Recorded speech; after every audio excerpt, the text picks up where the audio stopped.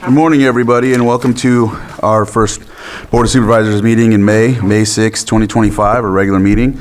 As customary, of course, we're going to start out with a moment of silence, and I have one right here. It's a sad announcement. On the evening of May 4th, our community lost the voice, heart, and founder of our radio station, Andy Weiss. We offer our sincere condolences to Andy's family and many friends. Andy guided the station's development in its earliest days when it was a pirate station to its designation as a low-powered station and then to its current status as a full-powered radio station. He was all radio working 6 to 7 days a week in the studio while also hosting his own show, Karma Cola, with Andy Weiss on KPFC 88.1 FM. Longtime resident of Lucerne, Andy was a good neighbor and friend to the many who knew him.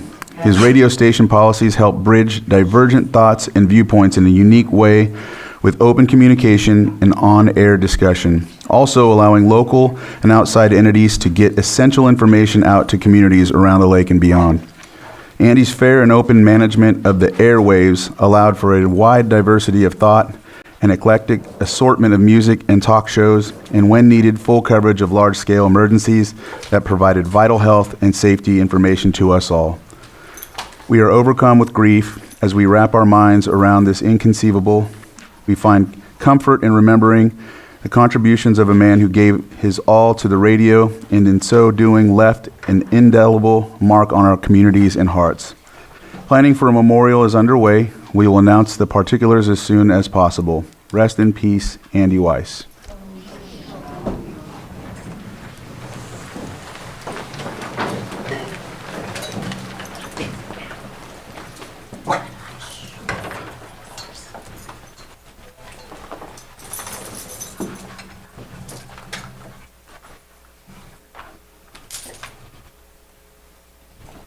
Chief Duncan, can you lead us in the pledge, please?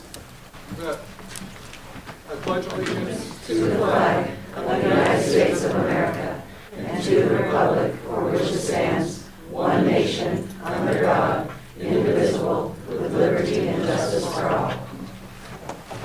Thank you for that, Chief.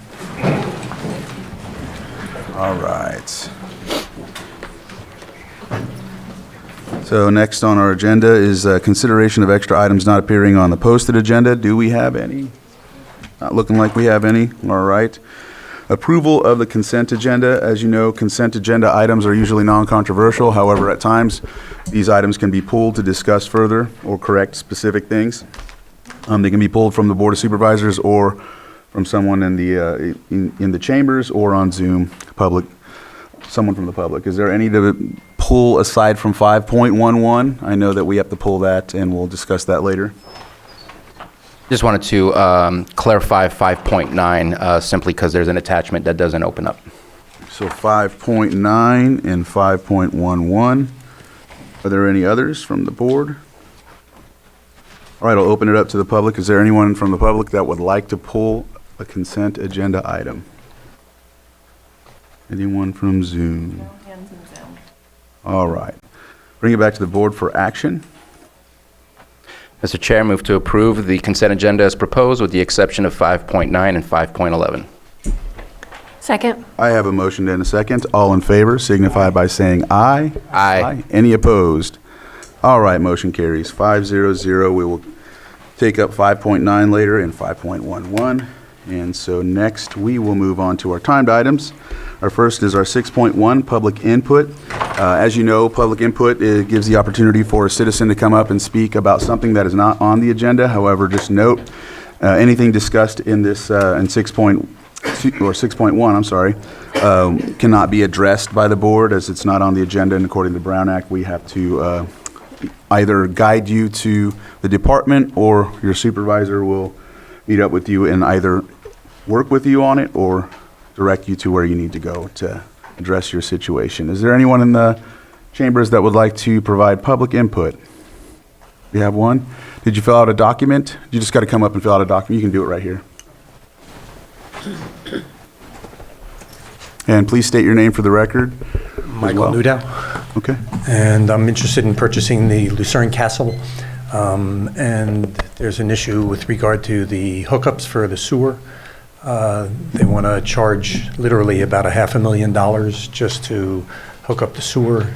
I assume the sewer has been hooked up and whatever fees have needed to be paid were paid in the past. I've been trying to speak with Robin Borey, and she has not been responsive. She just keeps sending me things and doesn't answer my questions. She suggested I get a civil engineer who specializes in sewer. I got that. I tried to arrange for a conversation with him. He agrees that he doesn't see why this would be necessary. The regulations that she sends to me say new construction, new connections. This building's been there for 100 years. So I'd at least like to find out why I would be charged $500,000 if I purchase this. And haven't been able to get to anyone to help to speak with her. So if you guys could somehow figure out some way I could talk to somebody who could give me that answer. It's a lot of money. I think it would be worth, a couple minutes of her time or somebody's time so that I can figure out if in fact that's necessary, if there's any regulation that justifies that charge. So I don't know how to get that, but that's what I'd like. Okay. All right, thank you. And he's in my district. I spoke to him about this, so we'll follow up with you. Okay. Thank you. Anybody else? Come on up, ma'am.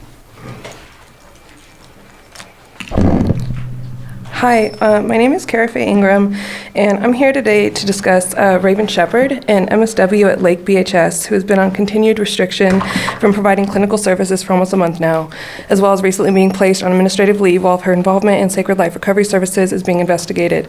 Sacred Life is a nonprofit that focuses on providing respectful care to Native communities who experience substance use disorder and other co-occurring barriers. Raven has been transparent about her non-clinical involvement in Sacred Life in the submission of a BHBH grant on its behalf. This grant is a tribal planning grant that addresses housing instability in Native communities as it relates to substance use disorder, as well as implementing a cultural humility training geared towards working with Natives. The claim is that there was no awareness in her involvement, even though when Sacred Life provided a similar training 2 years ago, Lake BHS supported and attended this training.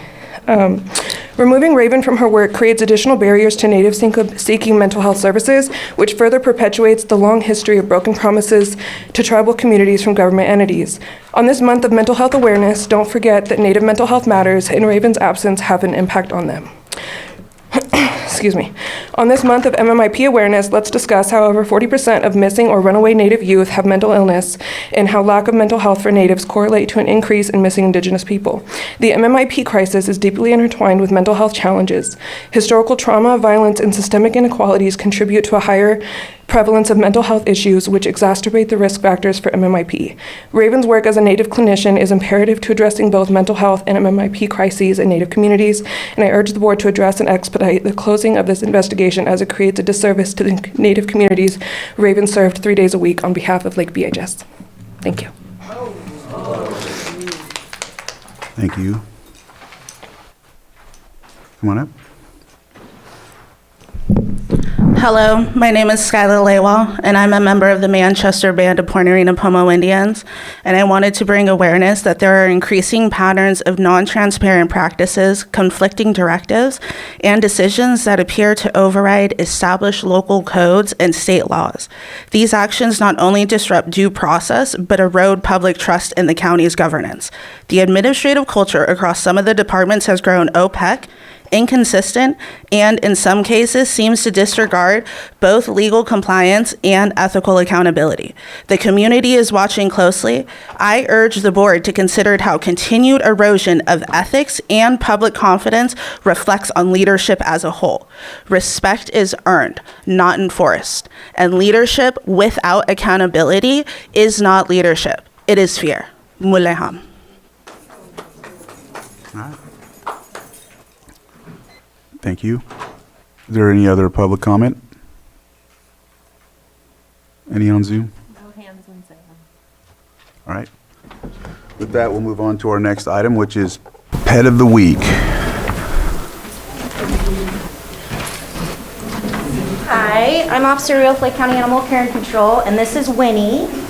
She's a 7-month-old terrier cattle dog mix, is our best guess. I like to call them Lake County specials because they can be mixed with anything and everything. She's a high-energy dog, so she would be great for adventures and hikes, paddleboarding, anything of that sort. So if you guys want to come on down and meet her, we're open from 11 to 4 for our kennels.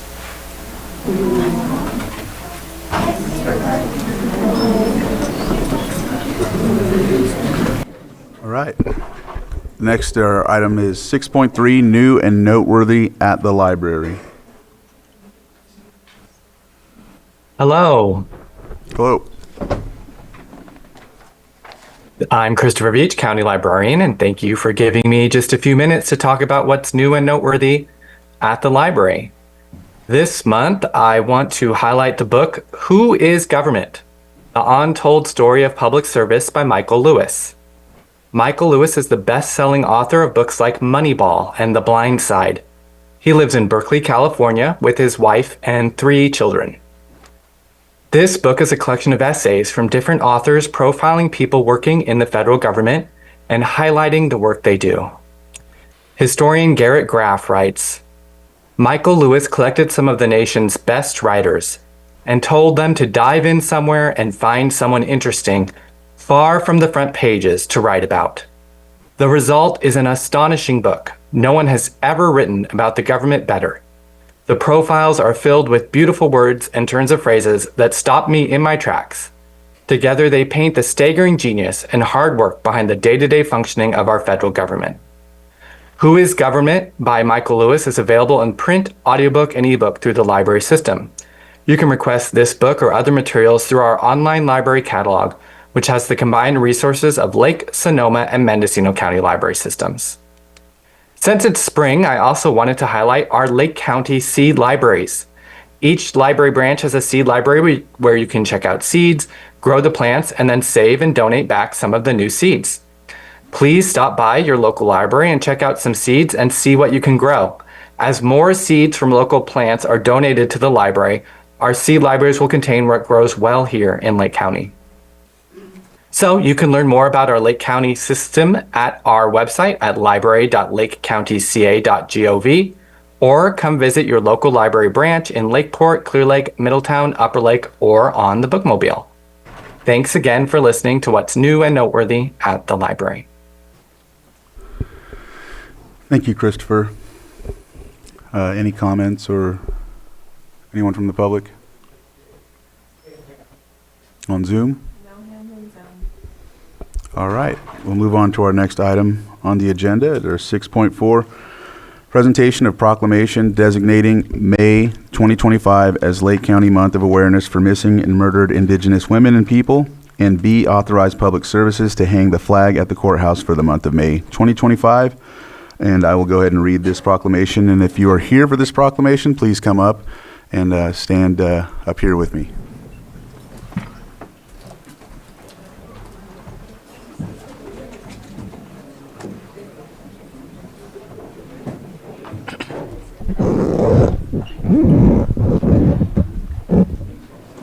All right. You can fill all the way over.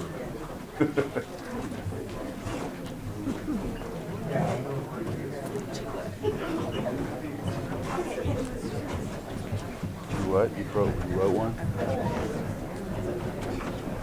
What's up, brother? How you doing? I'm good, man. There's 2 flags, actually. Perfect. With the name, underneath. There's one. Is it in the front It's gonna be a red one. Okay. Yeah. Good for the public.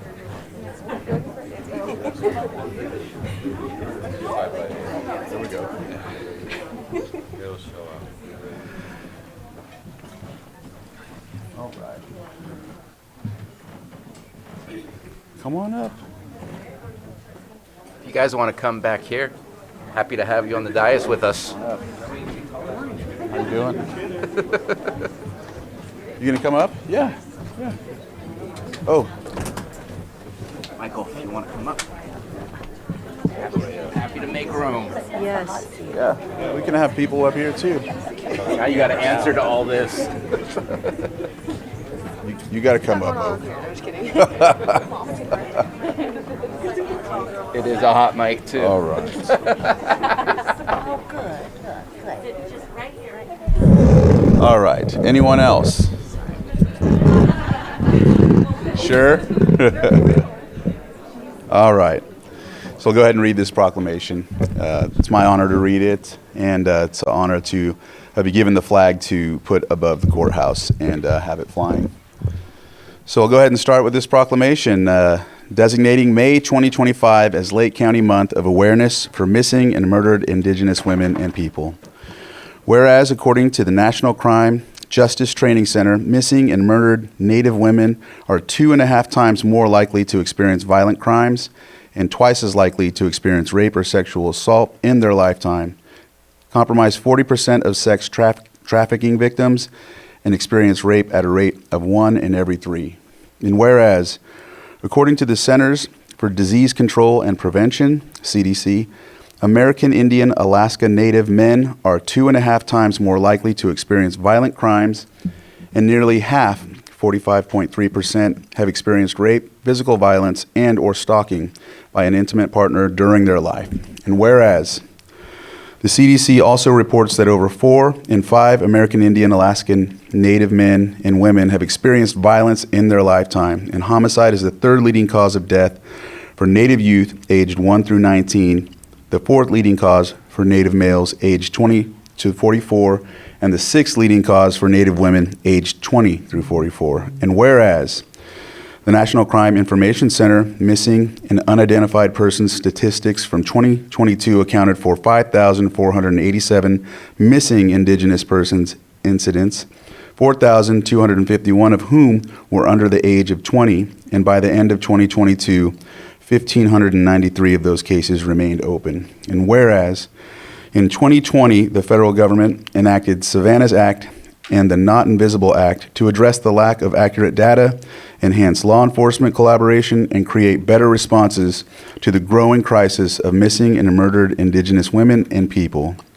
And whereas the origins of this epidemic trace back to systemic legal and structural barriers such as the U.S. Supreme Court's decision in Oliphant versus Suquamish Indian Tribe in 1978, which stripped tribal nations of the power to prosecute non-natives who commit crimes on tribal lands, severely undermining tribal sovereignty and the protection of Indigenous people.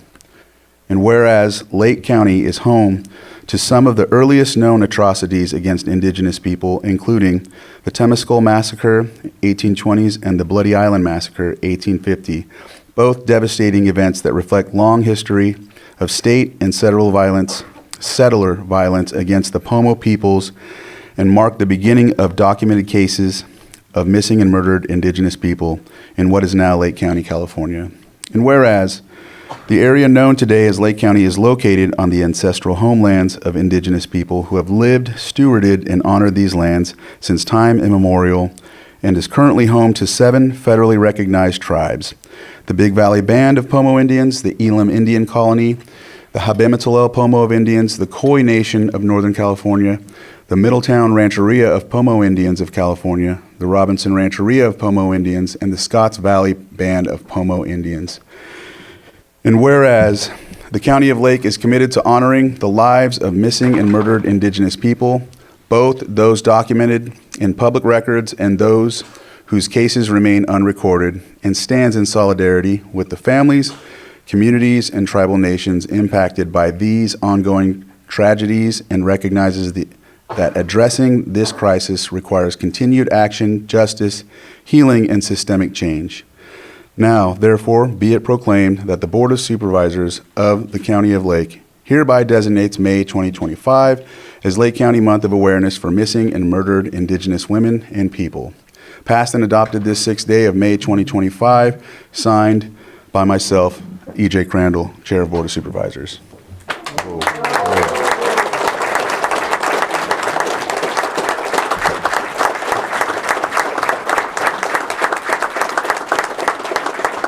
And I have 7 here for each tribe as well, so we'll get those to you once we're finished. I think we're gonna have someone speak. All right.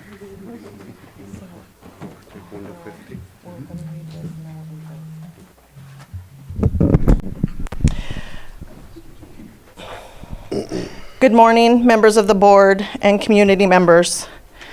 My name is Katie Ray, and I'm an enrolled member of Round Valley Indian Tribes, a descendant of Kashil Dihi Band of Wintun Indians, Paskenta Band of Nomalaki Indians, and Grindstone Indian Rancheria. I am the Victim Services and Programs Manager for Scotts Valley Band of Pomo Indians. Recording stopped. Thank you for giving me the opportunity to speak today as we recognize and proclaim May MMIP Awareness Month as a time to honor and bring visibility to the missing and murdered Indigenous people. Thank you for being here today. Your presence means more than words can express, because when we gather like this as a community, as family, we affirm that we will not be silent, we will not forget, and we will continue to seek justice, truth, and healing for our missing and murdered Indigenous relatives. The crisis of missing and murdered Indigenous people is not new. It is a wound that has existed for generations, rooted in colonization, systemic racism, and indifference.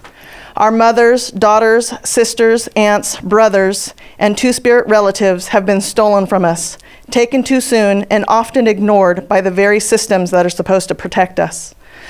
For many of us, this is not just an issue, it is our reality.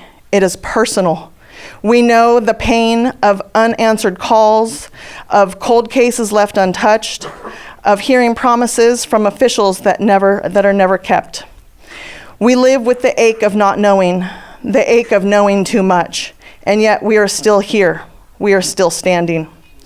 Today, we stand in remembrance of the countless Indigenous women, girls, boys, men, and two-spirit individuals who have been taken from their families and communities, many without justice, many without answers. Today, we speak their names, we honor their lives, we tell their stories, not as statistics, but as loved ones. They were artists, caregivers, dreamers, protectors, elders, and youth. They mattered, and they still matter. We also raise our voice and demand. We demand accountability, demand proper investigations, equitable media coverage, and real policy change. We demand protection for Indigenous people, not just words, but action. We will fight. We will also heal. We will uplift one another. We create space for remembrance, for prayer, for ceremony.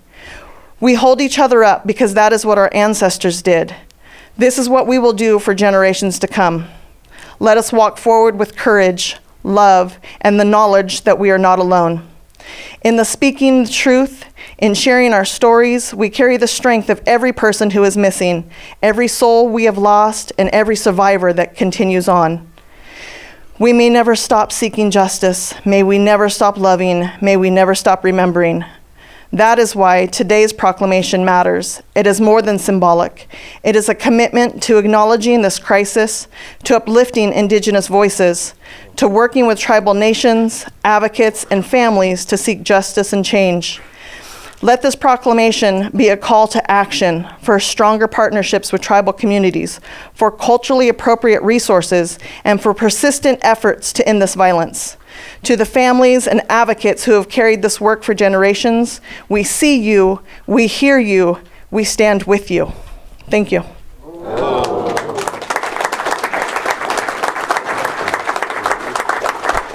Sam, are we still frozen?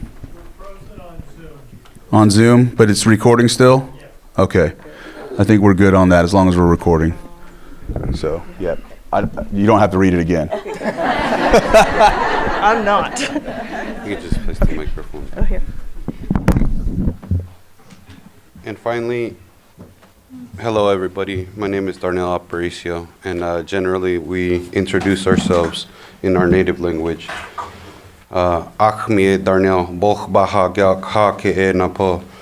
Basically what I said is, I am Darnell Aparicio, and we are, my people are from west of this water, which is a saltwater people. I am Pomo from Manchester Point Arena. I have 100 names here to read of the individuals that are missing or murdered. Number 1, Regina Lorraine Reyes, 31 years old. Vanessa Nico, 35. Teresa Brown, 46. Yancey McLeod Jr., 29. Nicole Smith, 32. Khadijah Britton, still missing, 2/8 of 2018. Ileana McKenna Freeze, 17. Rachel Sloan, 22. Natasha Steele, 36. Regina Watchman, 31. Dwayne Arnold, 38. Christopher Burrows, 36. Kenneth Whipple, 26. Nicholas Whipple, 20. Ruby Sky Montalago, 16.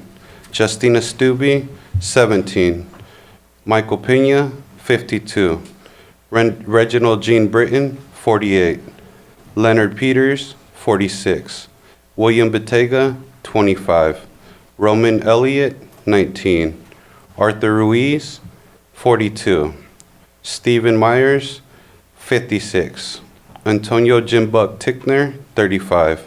Misty Lee Hawkins, 36. Rafael Montes, 26. Alfonso Mendoza, 20.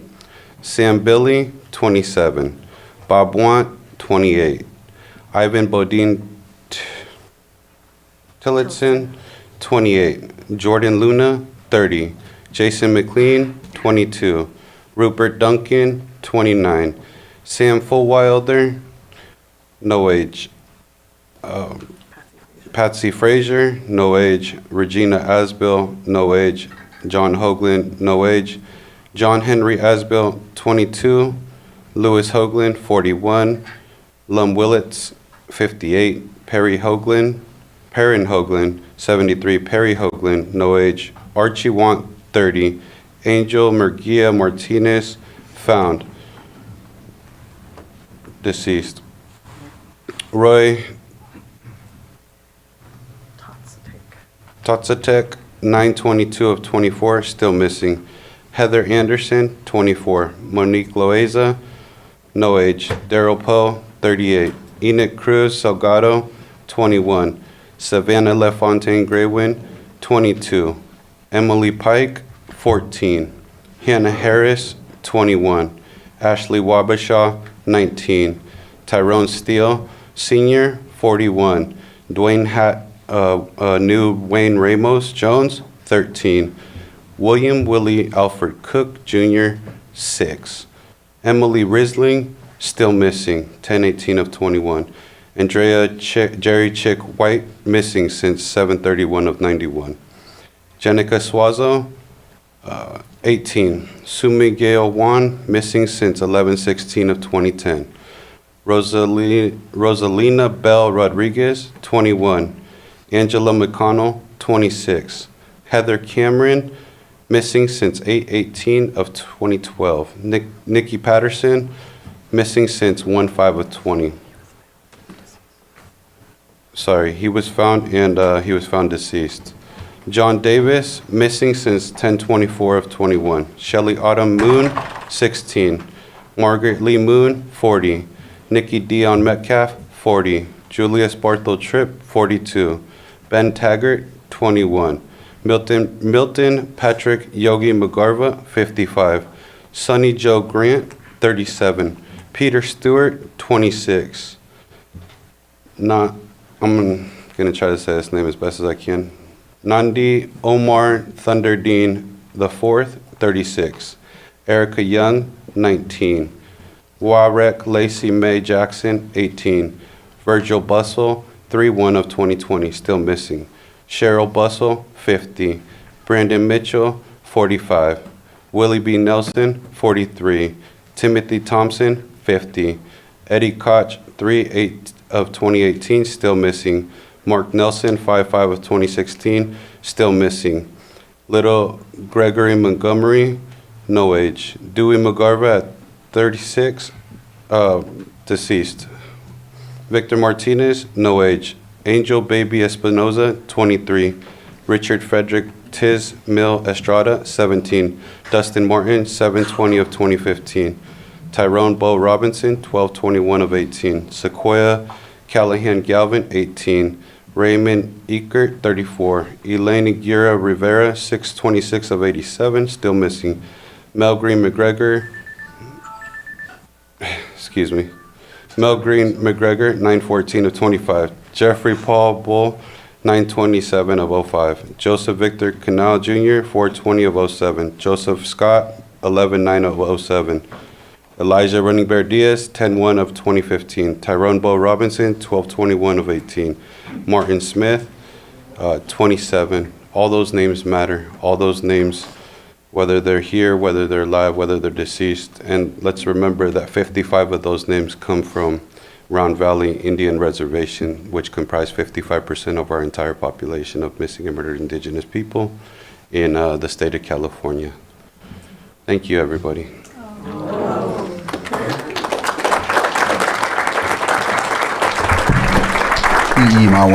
Thank you, my friend.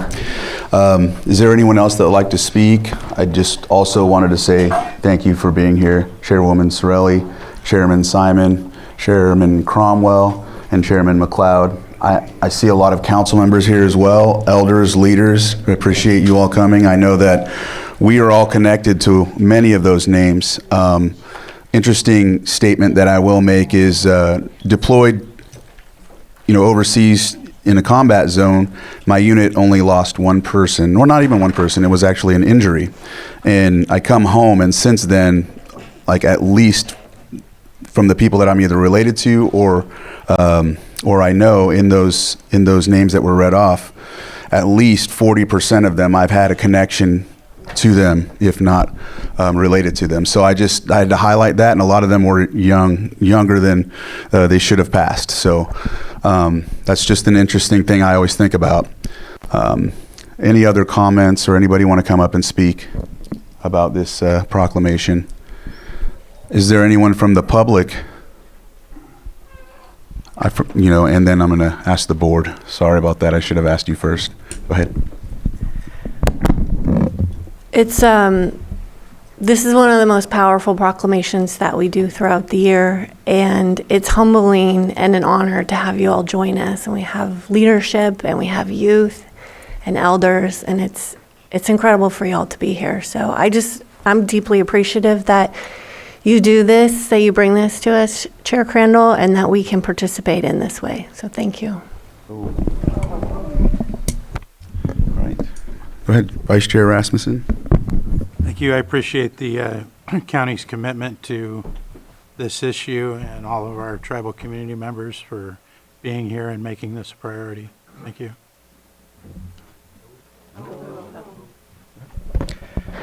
Always appreciate you bringing the proclamation. Kind of leaves me a little bit speechless. I guess I appreciate that we put up the flag. I think it's a good symbolism of our partnership.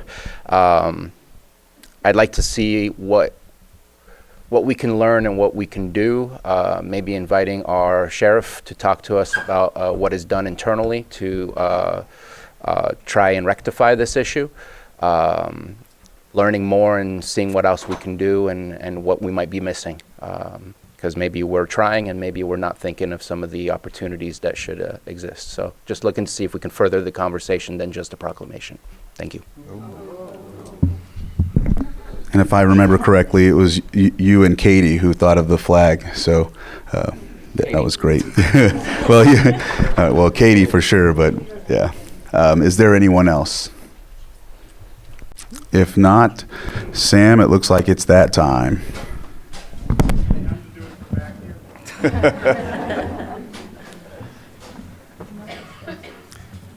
don't want to stand in front of everybody, so I'll just stand back.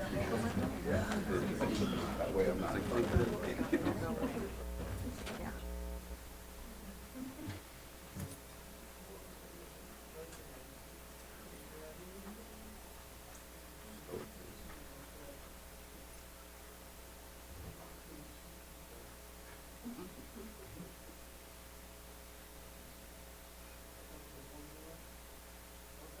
Thank you very much.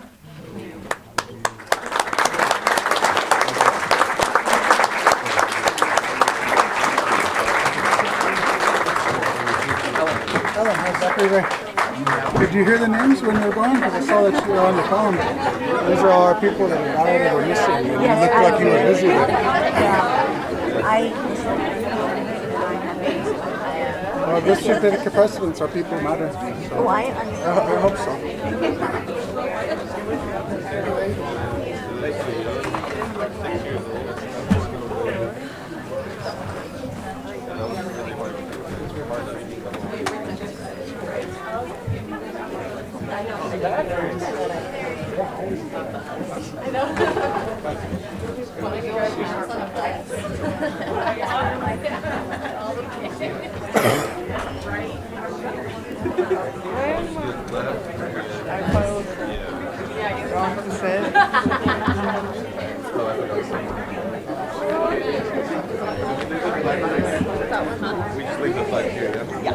How are you doing, sir? I don't know. I'll let you know when the meeting's over. The beginning's always perfectly level.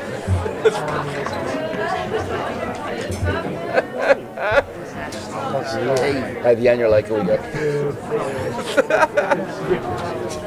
Nice. Right. I've heard of your long meetings. They're legendary, I hear.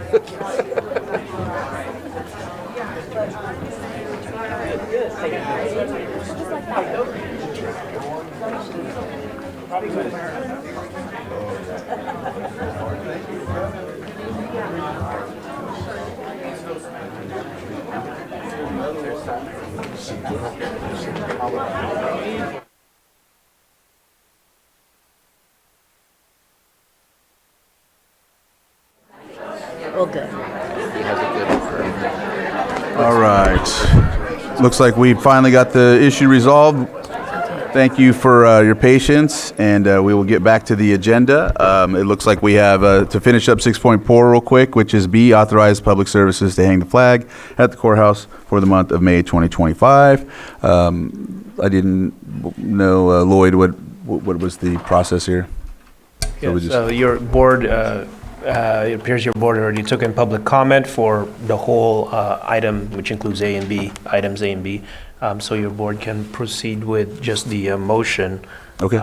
Which would be to approve the placing of the flag referenced in the memo on the courthouse for the month of May 2025. All right, thank you. If there's not, I know that I opened it up to the public earlier, but not for B, so I'll go ahead and see if there's anyone that would like to comment on this in case on Zoom. All right, I'll bring it back to the board for action.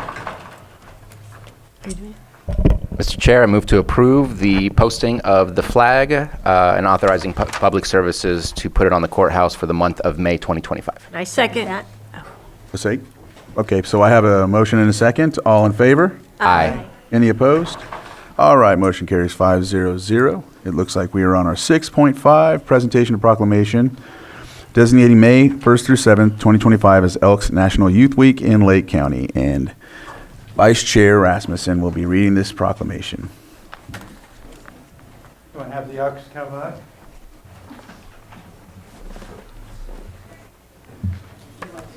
Yeah.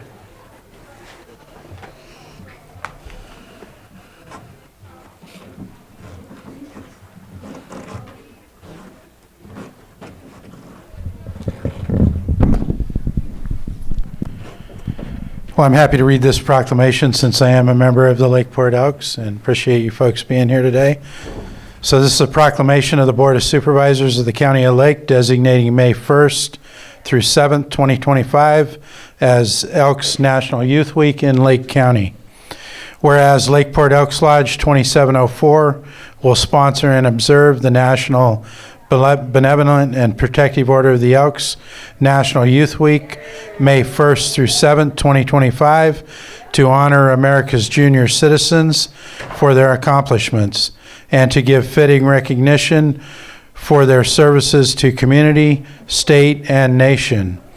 And whereas no event could be more deserving of our support and participation than one dedicated to these young people who represent the nation's greatest resource and who in the years ahead will assume the responsibility for the advancement of our free society. And whereas our youth need the guidance, inspiration, and encouragement which we can give in cooperation with other local agencies and partners to help develop those qualities of character essential for future leadership roles in our nation and our communities.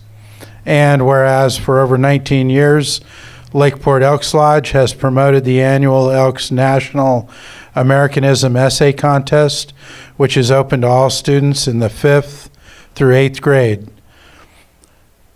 Last year, 150 essays were submitted to the state level finals. And whereas this year Lakeport Elks had a fun turnout as they participated in the Elks National Hoop Shoot, which has been unleashing gritty kids ages 8 through 13 for over 50 years. Hoop Shoot is committed to making contests fully inclusive and safe for all participants and volunteers. And whereas Lakeport Elks Lodge 2704 is giving $4,000 in scholarships to 5 outstanding seniors from 3 public high schools in Lake County. And whereas the Elks Drug Awareness Program has been recognized as the largest all-volunteer drug awareness program in the United States. Elks believe to ensure a bright future for our country, it is essential that our children be raised in a drug-free environment. And whereas Lakeport Elks Lodge 2704 participates in the Lake County Sheriff's Activity League, which builds relationships between law enforcement and local youth through sporting activities.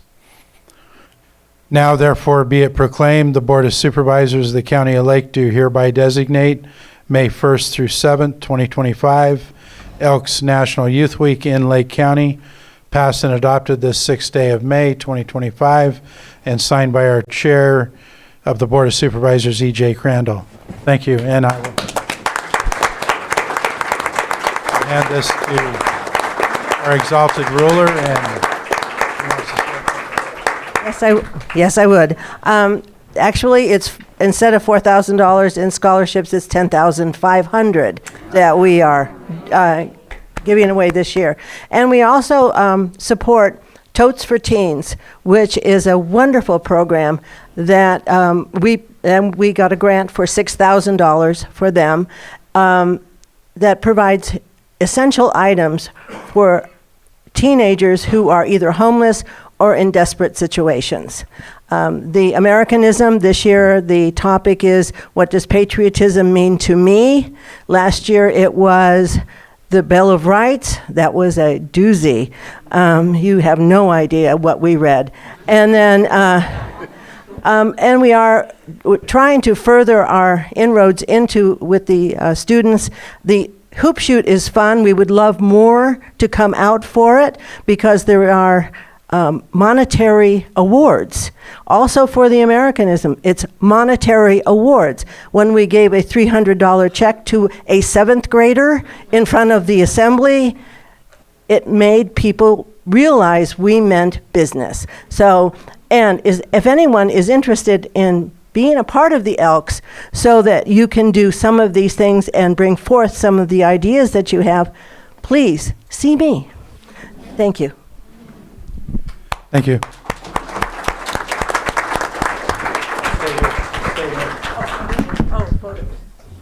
All right. Anyone from the go ahead? I always appreciate all the service groups, whether it's the Elks or the Rotary or Chamber or others, the support that, well, different for the Chamber, I apologize. The support especially that I see happening for our youth, especially as they transition from high school into adult life and really going on their own adventure. You're second to none as far as the service groups that exist. So I appreciate every single one of you, the Elks today. Just making sure that they have that leg up so that they can find success in their lives, and I appreciate your contribution to that. Thank you. I'd like to say thank you too. That's crazy. Talk about inflation from 4 to 10,000. That's huge. That's impressive. And thank you for all you do and your volunteer.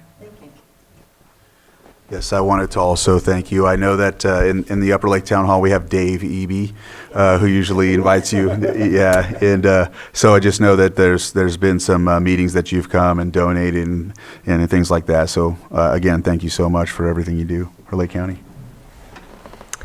Yeah, And thank you for investing in the youth. Time is everyone's most valuable resource, and the time that you put into the youth and raising these funds for these scholarships is really incredible. Thank you. All right, is there anyone from the public that would like to say anything? Raise your hand if you want to. Okay, if there's no one on Zoom, we'll go ahead and take the picture. Thank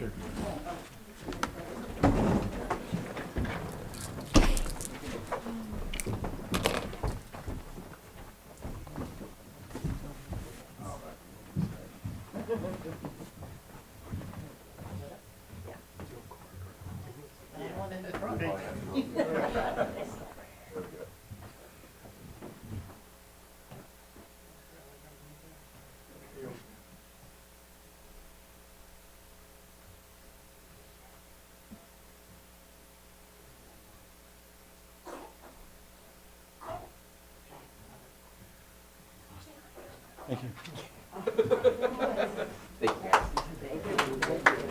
Said we lost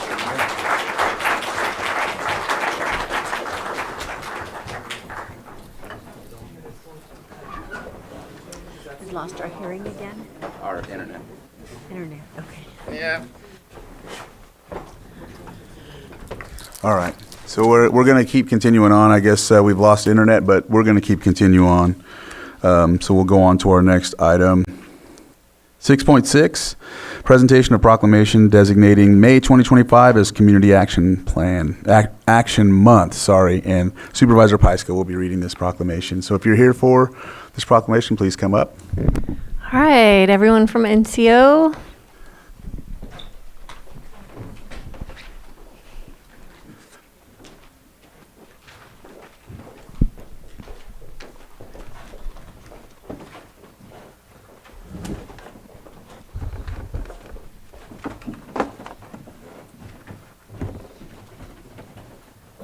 Thanks for joining us today. Board of Supervisors, County of Lake, State of California proclamation designating the month of May 2025 as Community Action Month.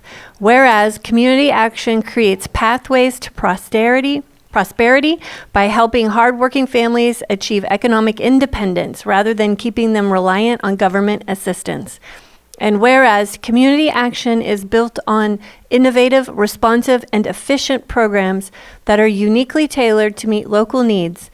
And whereas community action delivers high impact, cost-effective results that generate a significant return on investment for local communities. And whereas community action invests in private sector job creation and career training, ensuring that communities grow through free market solutions.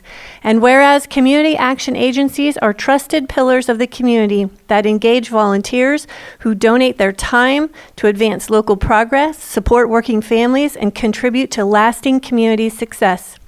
And whereas community action programs are both necessary and popular, delivering effective, high-quality assistance in strengthens community resilience and fosters local prosperity. Now, therefore, be it resolved, the Lake County Board of Supervisors does hereby proclaim May 2025 as Community Action Month in recognition of the hard work and dedication of North Coast Opportunities and Community Action Agencies across the United States, pass and adopted the 6th day of May 2025. So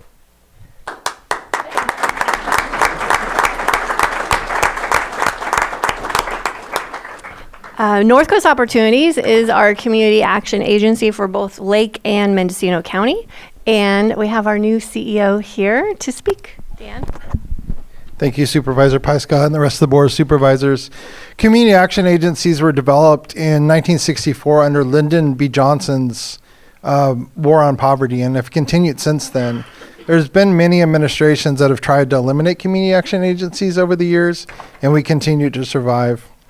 NCO was started in 1968 as a community action agency for both Lake and Mendocino County because each community was too small to have one for each county. Typically, it's one county per action agency. There's over 1,000 community action agencies in the United States of America. We run important programs such as Head Start, child care, we do job creation, environmental controls, but we try to fight poverty, and it's not a handout. We try to break the cycle of poverty. In both Lake and Mendocino County have a high poverty rate in the state of California, and it's going to be a continued battle even in today's administration. Switching to NCO in November, I thought I was in for a challenge. I wasn't sure that I really understood what challenge I was until February came around and all the funding started getting cut.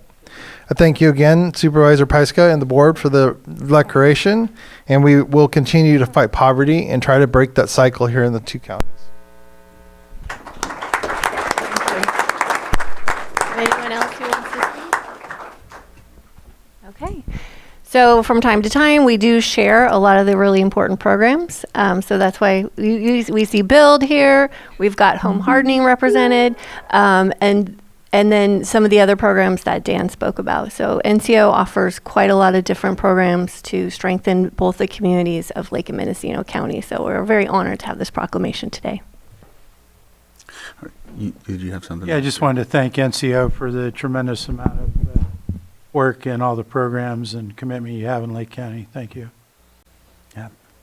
Supervisor Spatier? Yeah, just echo those exact same sentiments, the number of programs, the number of help. I know that we've dealt a lot with Build lately, and I want to highlight that in the sense that it is exactly what community-driven programs should be about, helping those that have a great need and for the very foundational need of having a house over their heads. And we're seeing more and more opportunities. I know that Supervisor Pyska brought that when we had our ARPA dollars in the first place. I was hesitant at first, but I have completely turned around and changed my mind. I think you guys do absolutely great work around here, so I appreciate everything that you do. Thank you. Right. Thank you so much. I can't echo, I guess, another way.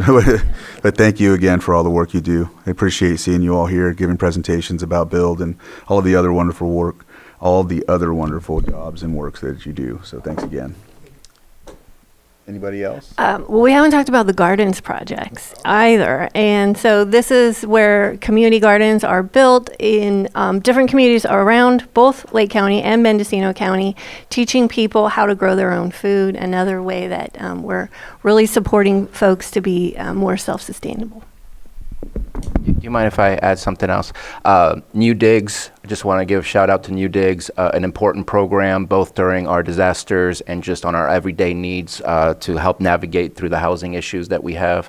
And also want to highlight a group that I've been working a lot with, and that's Hera over at the Meadow Lake Food Hub. I think the work she does is amazing, and looking to see how we can help her expand further and deeper into Lake County and working with our farmers. I've learned so much from her, and I think that you have some pretty gifted people in your group. Anyone from the public on Zoom? No hands in Zoom. All right, it's picture time. We can still take a picture, right, Sam, without the internet?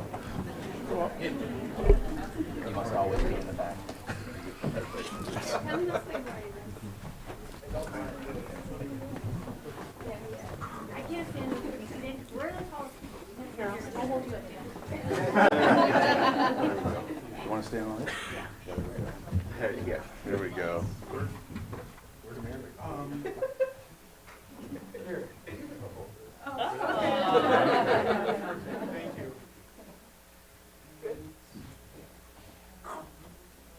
The two of you. Yes, that's perfect. We want the mic. Oh, yeah. Okay, good. All right. Terrific. Thanks so much.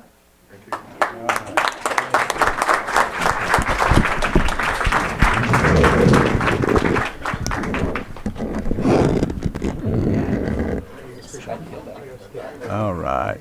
Thank you for that. Then we'll move on to our next item, which is 6.7, presentation of proclamation designating May 2025 as Wildfire Community Preparedness Month in Lake County. And this will be read by Supervisor Pyska as well.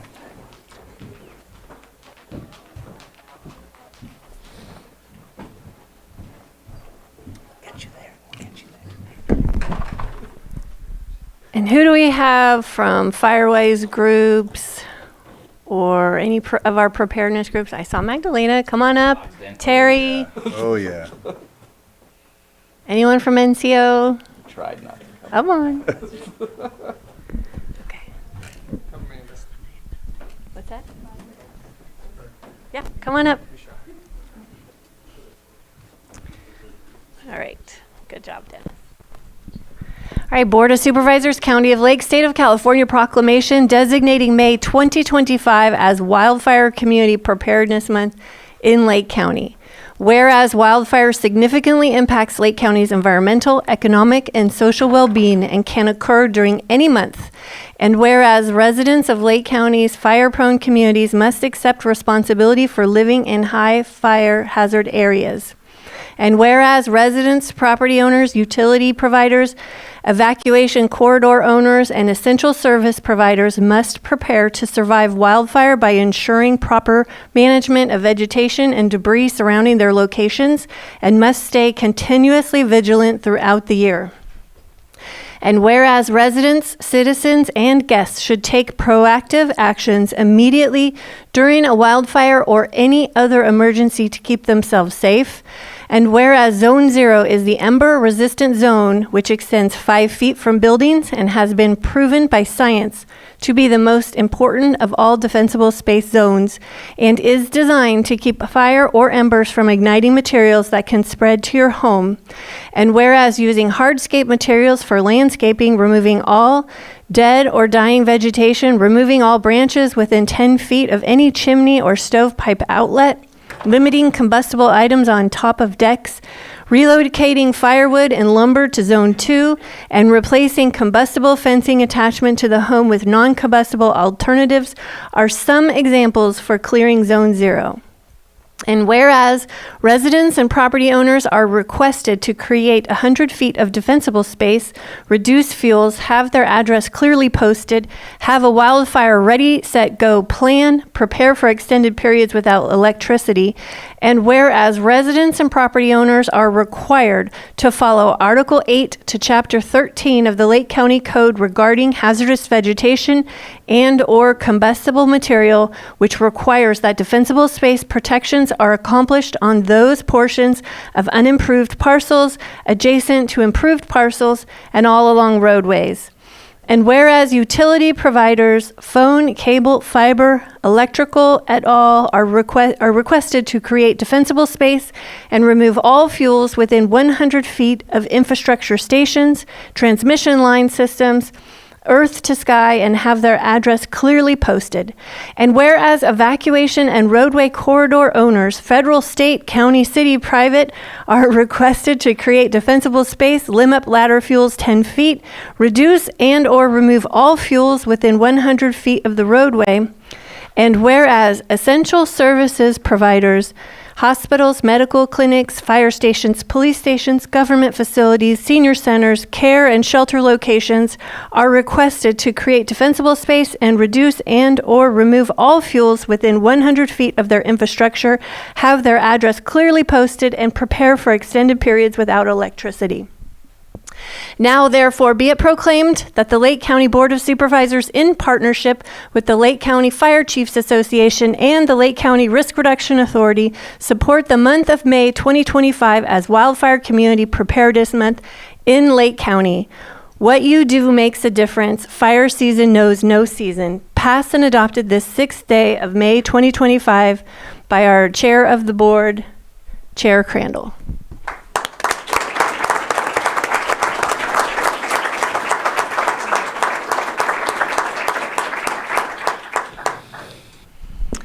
So this year will be 10 years since 2015, when we started to experience the catastrophic wildfires that now define what's been happening across the West. And in that last 10 years, we have really pulled together as a community.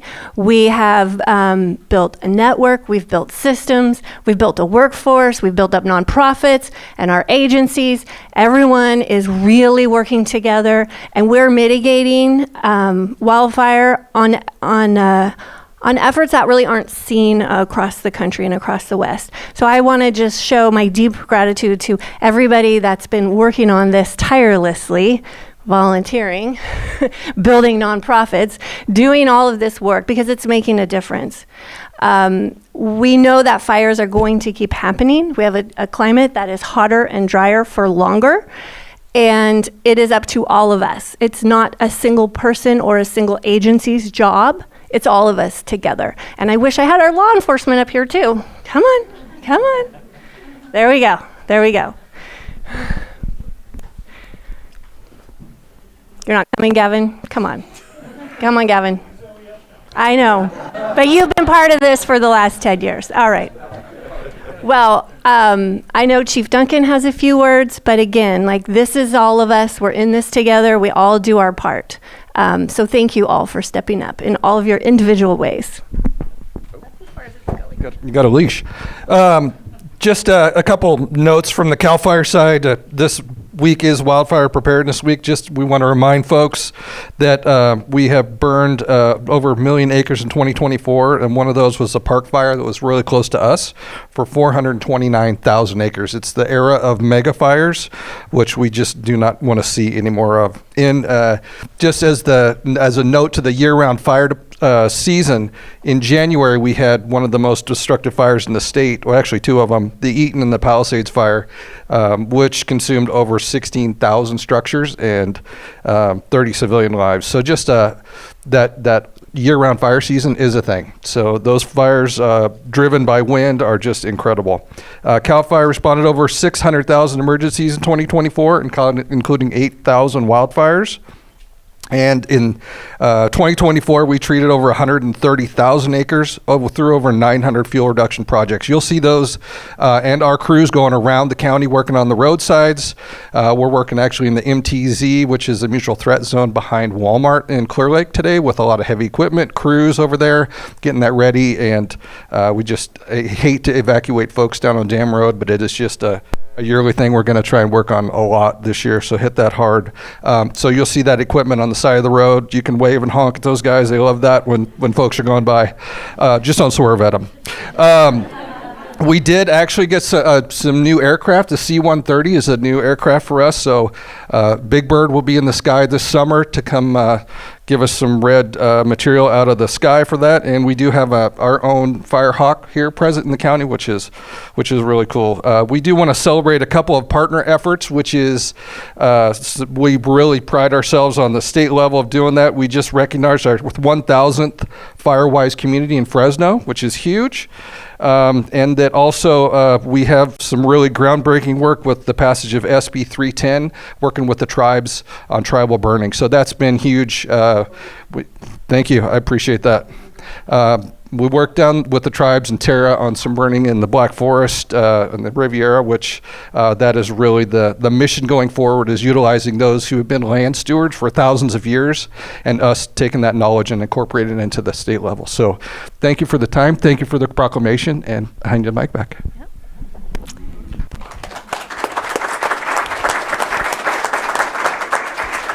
And it is all about the partnerships, and we have a really unique situation in our county where we sit down together once a month with the county government, the cities, tribal nations, the fire departments, the nonprofits, the water purveyors. So many partners are committed to this work, and I am going to pass it to you, Magdalena. Thank you, Supervisor Paiska, and thank you to the Board of Supervisors as well. I've been working with you, Chair Kandel, and Chair Sabatier for a while, and I'm looking forward to working with Chair Owen and Chair Rasmussen as well. I just started asking the stupid questions. Why did this happen? How did it happen? And all of that kind of stuff. And now I'm standing here with wonderful people here. I just wanted to say something about that phrase, fire adaptation. It was mentioned way back when the first Community Wildfire Protection Plan was created here in Lake County. And I want to say that we've got so many great technical and technological things happening now, but on a feeling level, we're starting to talk now in Lake County about a culture of fire adaptation. We're kind of on our way to a society of fire adaptation. I had a cousin living in the tropical islands saying, "Why don't you move?" And I said, "Yeah, why don't you move? You've got hurricanes and typhoons and God knows whatever else. We're going to live here because we love this place and we know how to live with this place."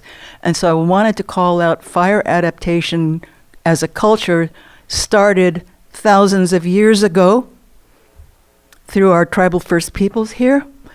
We're learning from them, we're joining with them, and we're sharing stewardship along with them. That's the direction we're all moving to, because fire does not recognize political, land, or any other boundaries.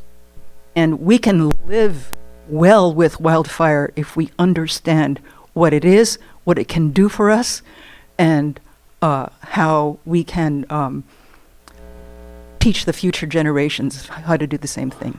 Thank you.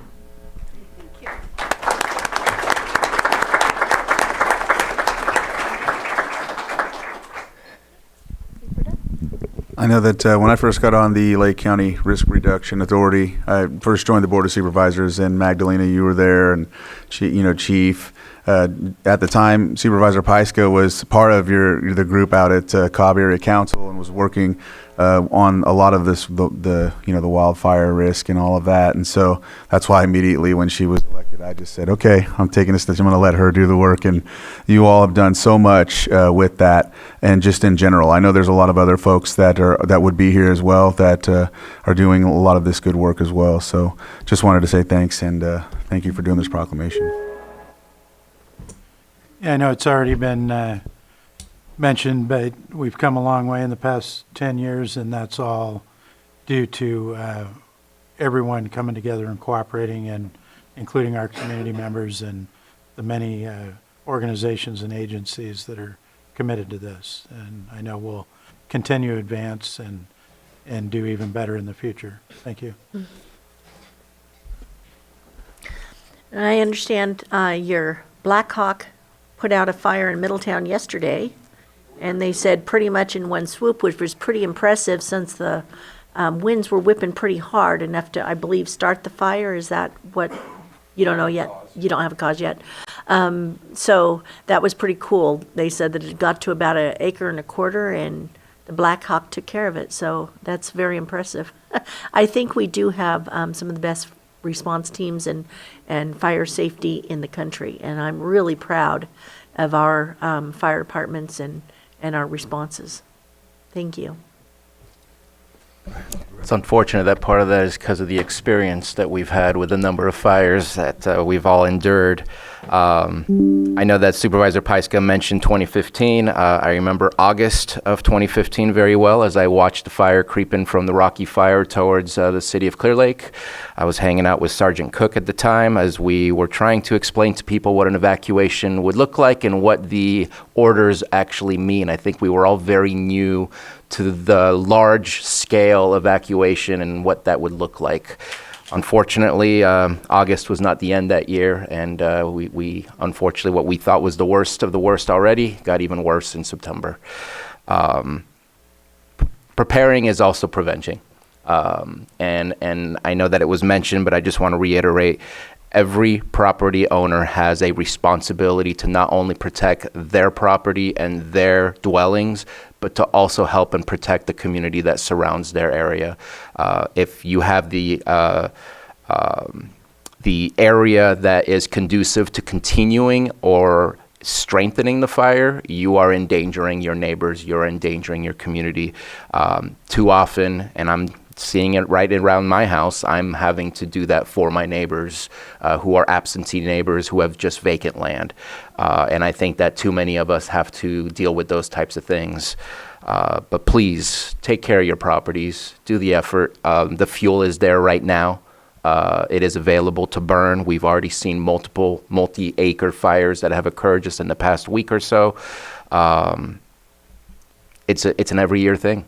So I appreciate the proclamation, because we need to be reminded you can't just clean your yard one year and walk away. It grows back. It's magical. It just grows back. But you have to take care of it. So thank you for bringing this, and hoping for a good year. Is there anyone from the public that would like to speak on this proclamation? Anyone on Zoom? No hands on Zoom. Oh, looks like we have someone. Hi, Elaine Brown. I just am an advocate for boots on the ground as one of our major first on the scene to put out a small fire. So I really advocate. I know that might not necessarily be a county funding. I get that. But we're all California. And if we come together as one California, we might have to make changes in policy. I know that my parents bought a house in Oakhurst, or built a house in Oakhurst in 1991, and we didn't see these kinds of fires in California back then. So there's a root cause for that I think we need to get. These are the symptoms, these fires. What is the root cause? Because she said they were never purchased up there.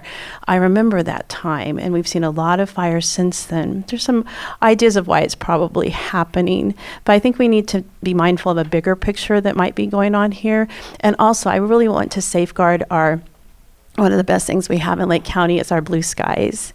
And I know they're burning in Middletown, they're burning some of the old lumber. I know maybe they're making some pellets. I'm not sure what's going on over there, but I drive by there at night sometimes and I see just massive burning going on. And I know in Cobb Mountain, they have like a big old pointed sticks, actually they're logs just there, like a bonfire. I mean, I think we need to really safeguard one of our best things because people come here to be able to breathe, especially kids with asthma. So I just want to put that out there. And I know last year I spoke in Pillsbury area over there, they had visqueen wrapped around these kind of big logs and they were burning, and that was coming over here. So I just think we need to be mindful of our ash going up in the air comes down on our ground and poisons in it too. So thank you so much. Is there anyone on Zoom? No hands on Zoom. All right. We'll go ahead and close this item. And Sam, if you want to come take the picture, let's.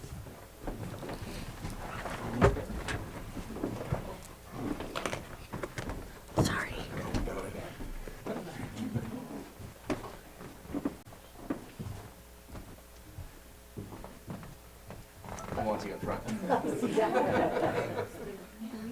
Great. Good. Yay, thank you. That was good.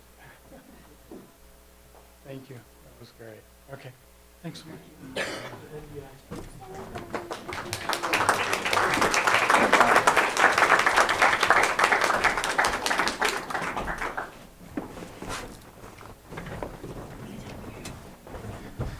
All right.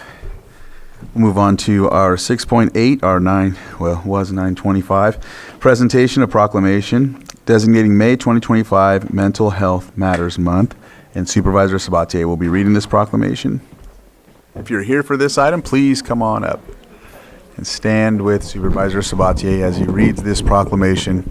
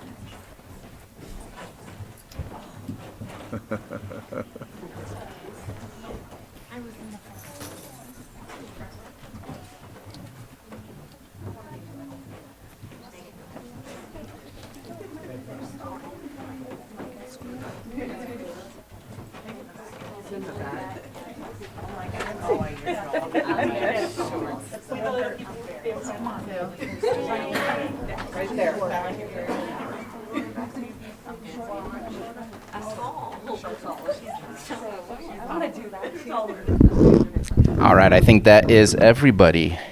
Thank you, everybody, for being here.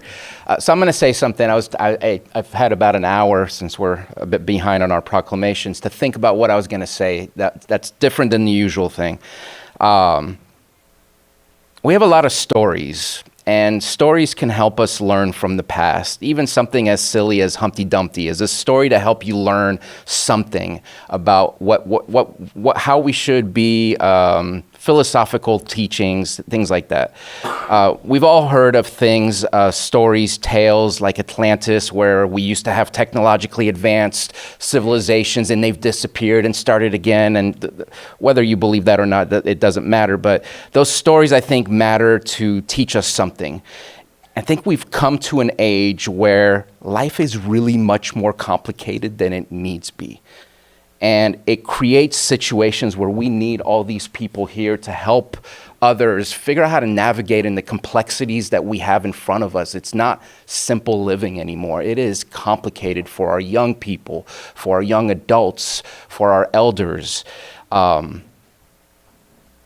just was thinking about that because I'm grateful for the services that are here, but also looking for solutions on how can we stop the increase in the numbers of people that we need to help. I guess I'm not giving out any solutions, but it's concerning. We need more help. We don't need less help. People are being impacted by the decisions we make every day, whether it's the internet, the overwhelming amount of information. But again, I worry about some of the directions that we go. I'm also happy about some of the directions that we go, but always grateful for the services and the people that care for others and want to help them to be able to navigate through the difficult world that we have today. Well, now with that doom and gloom, proclamation designated May 2025 as Mental Health Matters Month. Whereas every day, millions of people experience stigma related to mental illness, causing many to face their mental health challenges in silence, often for years. Mental Health Matters Month, observed each May, is a time for us to unite in raising awareness, promoting understanding, and working together to break down the stigma surrounding mental health. This awareness is vital in encouraging individuals to seek the support and care they need and deserve. And whereas mental health challenges are among the most common health conditions in California, affecting 1 in 7 adults and 1 in 14 youth, and deeply impacting not only those experiencing these challenges, but also their families, friends, and communities.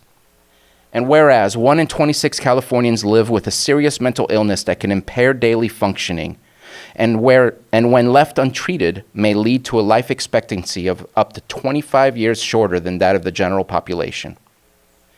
And whereas stigma remains a significant barrier to seeking care, often leading to isolation and long delays in receiving support, sometimes for many years, and combined with Lake County's unique rural health challenges, making awareness, early intervention, and access to mental health care all the more vital. And whereas we believe talking openly about mental health is key to ending stigma and fostering hope. We are more impactful when we join our voices, and we remain committed to educating the public and raising awareness through initiatives like Mental Health Matters Day. And whereas recovery is possible, and it is essential that all residents of Lake County know that support, resources, and hope are available, no matter what their circumstances, and by fostering a community in which every person feels safe and supported in seeking help is critical to ending stigma and promoting wellness for all. And whereas Lake County Behavioral Health Services is committed to increasing public awareness, promoting early intervention, and supporting recovery for all individuals affected by mental health conditions, and firmly believes in the power of community and that by coming together, we can build momentum and create meaningful connections that improve the lives of those facing mental health challenges. Now, therefore, be it resolved by the Lake County Board of Supervisors with full support that May 2025 is hereby recognized as Mental Health Matters Month in Lake County in a continued effort to elevate public understanding of mental health and to eliminate the stigma that prevents too many from seeking care. The board encourages all residents to participate in local Mental Health Matters Day events and to join in fostering a culture of compassion, connection, and wellness. Passed and adopted the 6th day of May 2025 and signed by our board chair, E.J. Crandall.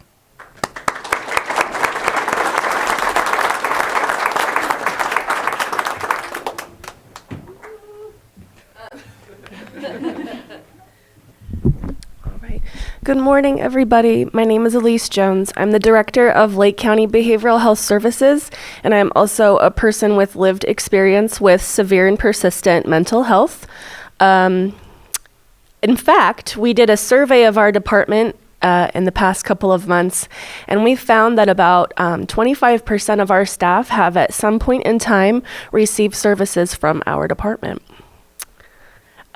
We have many staff and leadership positions who took it all the way from client up to deputy director. We have staff here today who are representative of that leadership and that lived experience. And I'm proud to say that we are a leader, Lake County is, in California in terms of peer leadership and peer-run services. In a county like Lake County, where we have incredibly high social determinant of health outcomes, such as high suicide rates, the highest in California, I'm sorry to say, as well as high rates of opioid overdoses, sometimes number one, sometimes not, depending on when you look at the statistics. It's clear that we are a county in serious need. However, I am incredibly proud that over the past nearly 5 years that I've been with this department, we have absolutely pushed the envelope of expansion of services. We have grown our staffing, our budget, and we have launched a 24-hour, 7-day-a-week service for the first time ever for mental health. And I do want to thank our law enforcement partners who are in the room for being such excellent partners. And I'm sure happily handing off work that really was never theirs, though they did very well. And so I'm really grateful for that. I'm also grateful for our community-based organizations, many of whom I've had the opportunity to work with for many years. Of course, our other sister departments in public health and social services. It takes a village to address the mental and behavioral health needs in this county. And I am proud to be leading that with transparency, integrity, and responsiveness to making solutions that work for Lake County and not anywhere else, because we are special and we deserve the best. Thank you.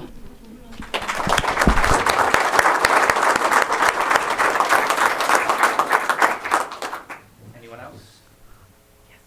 Here we go. Hi, my name is Megan Morgan, and I am the Community Liaison at Lake County Behavioral Health Services.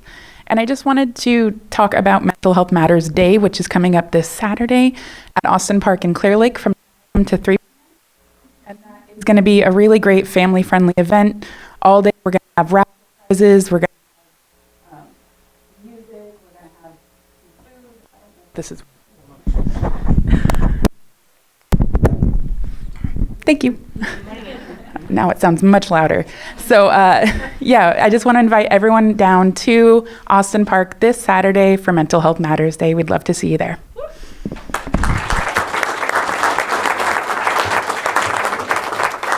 Go ahead, Vice Chair. Yes. Hi,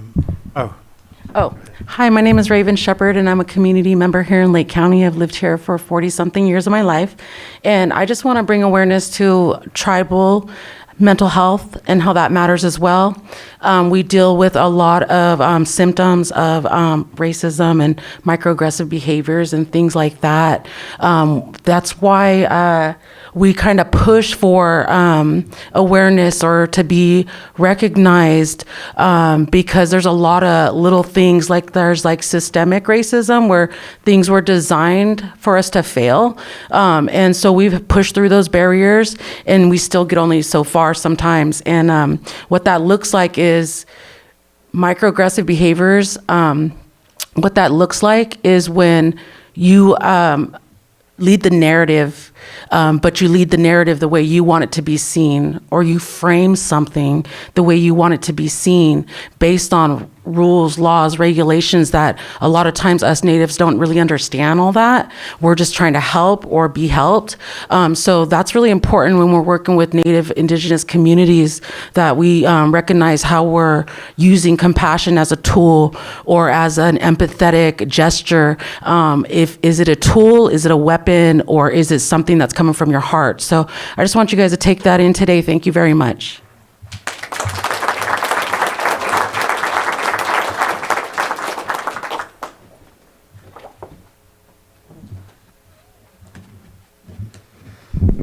Hi, my name's Jennifer Nielsen. I'm the Director of Behavioral Health at Lake Family Resource Center, and I'm a marriage and family therapist. I always get inspired from seeing all the people who come up here and stand up here. And we don't really know their story. You know, people could say they have lived experience, but you just don't know by looking. But I wanted to call out mental health for children today. we are focusing on that with our 0 to 3 population, and a lot of people are like, what do you mean mental health in infants and toddlers? So for infants and toddlers, it looks like social emotional learning. And the more we can provide that space, support parents and families, support the community, to support our parents who are parenting littles, that's one of the differences it's going to take. So mom and dad working on their stress, helping little ones work on that stress. Then we can look at the foundation for building mental wellness as a whole for people as they move through life. Thank you so much.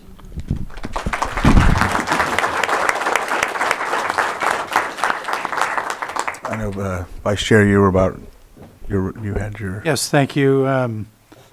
I've spent 35 years in law enforcement in this county, and back when I started, the police were expected to deal with all the mental health concerns. We didn't have any of this support that we have today. We were basically out there on our own, and I just want to commend all our behavioral health as well as all of the partner agencies. I know there's many of them here today, and I think we've come a tremendous distance from years ago in working together and providing a lot more support for our community. So I appreciate all that. Thank you. All right. And Director Jones, I'm glad that you highlighted how much more investment and how many expanded programs we've brought to the county in the last several years. It's really been incredible. We have such a need here, and with you at the helm, we're seeing a lot of progress in trying to meet those needs. So I really appreciate you, I appreciate your staff, and I appreciate all the partners that are here today that participate.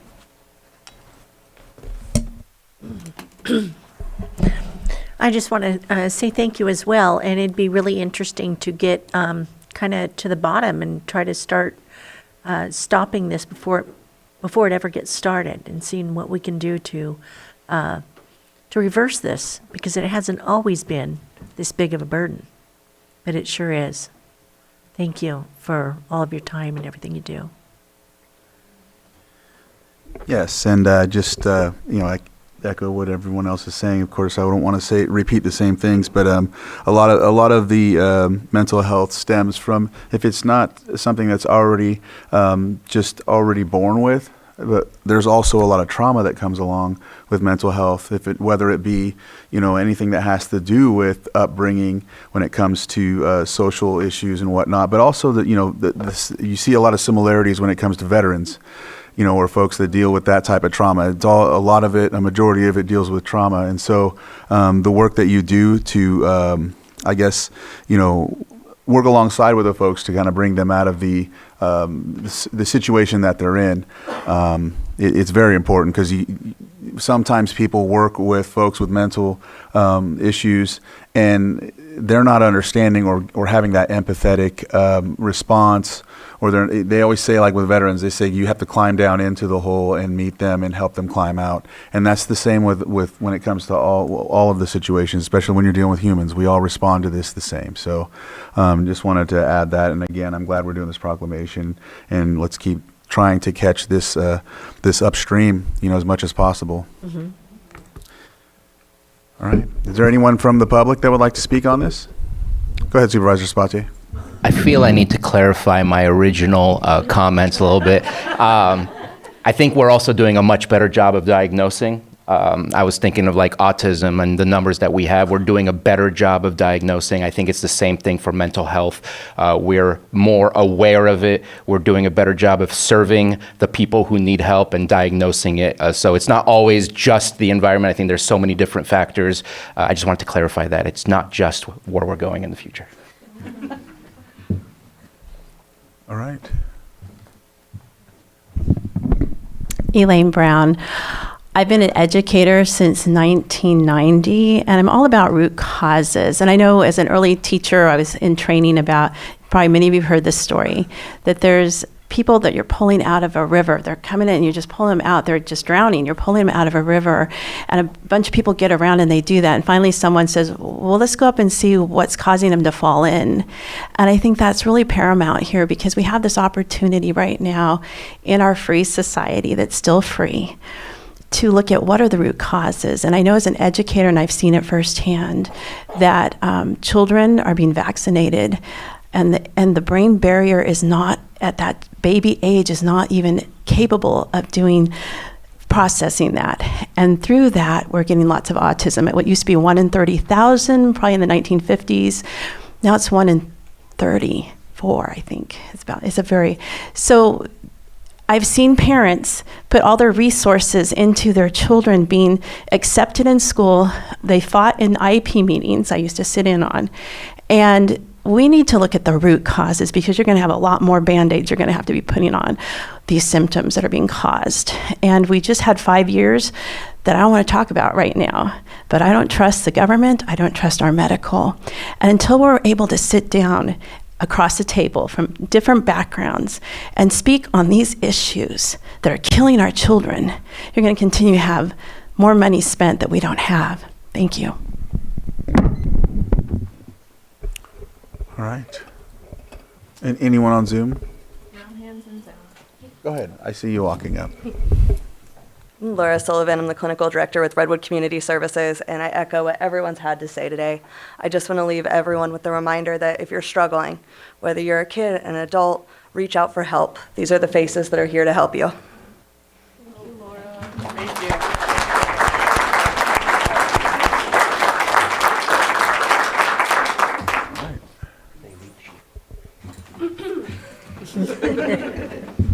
Yes, we have a 24/7 crisis line that is 800-900-2075. We also have either of our numbers, which, oh my gosh. For the main office? Yep.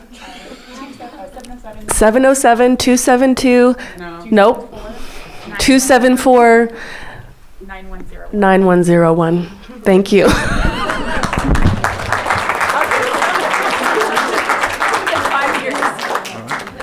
Good. All right. Sam, we're ready. Too many numbers. It's too many numbers. Yeah, but you did good with 800. I drew that one. I drew.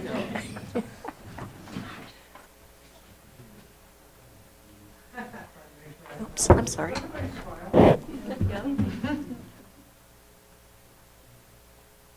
Thank you.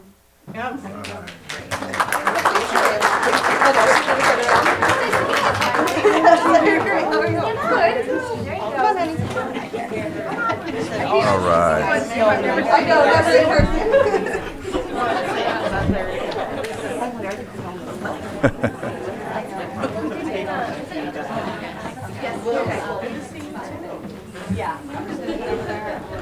All right.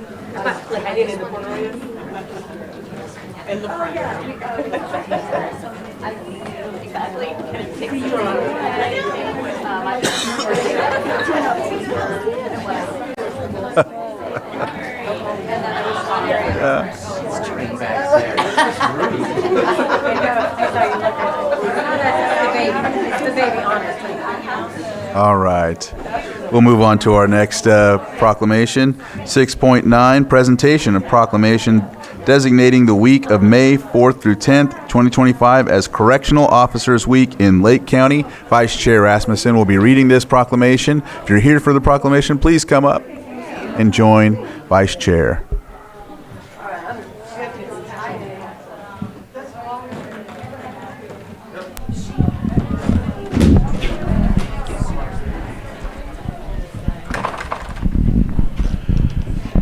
Well, before I read the proclamation, I just want to say the correctional staff in Lake County, they're a very critical and important part of our criminal justice system.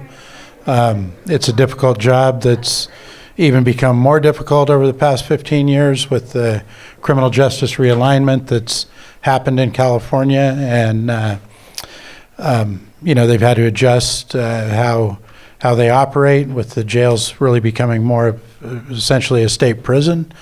And also, we just talked about mental health. That's also a big concern in our correctional facilities, and I want to commend our Sheriff's Office correctional staff for increasing their partnerships with the Behavioral Health Department as well as other local organizations to effectively provide service to our folks that are in custody at the jail. Proclamation of the Board of Supervisors designated May 4th through 10th, 2025 as Correctional Officers Week in Lake County. Whereas the operation of correctional and detention facilities housing millions of prisoners and detainees throughout the nation represents a crucial component of our criminal justice system. And whereas no public servant has a more difficult or less publicly visible job than the men and women who ensure the safety, containment, and control of the human beings charged to their care, while sustaining uncompromised regard for their dignity and constitutional rights.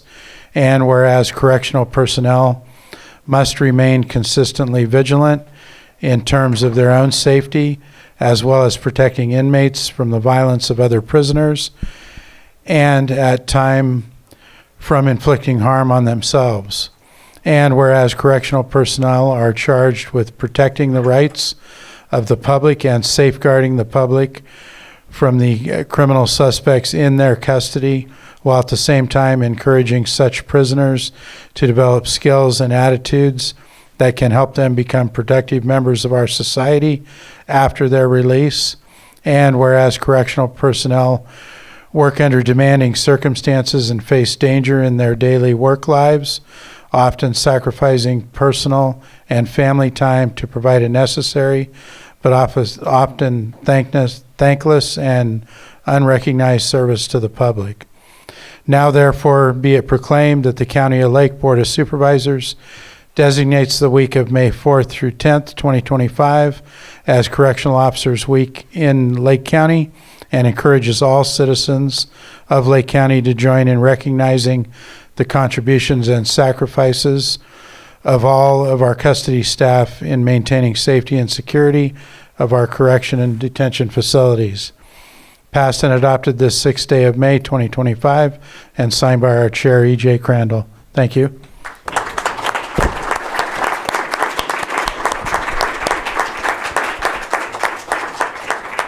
Good morning. Under Sheriff Corey Polich. I'm filling in for Sheriff Bingham. He's out of the area in a meeting. I want to thank the board for this proclamation and giving us the opportunity to recognize our correctional deputies and what they do every day.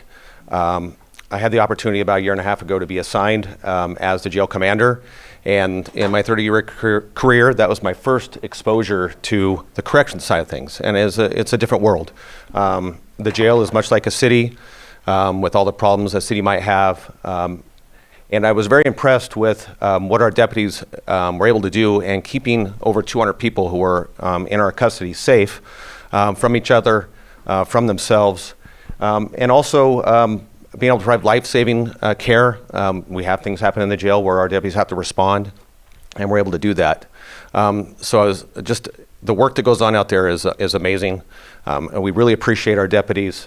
And I'd just like to say that we appreciate their hard work, their dedication and commitment to their job and the profession and to our community. So thank you again.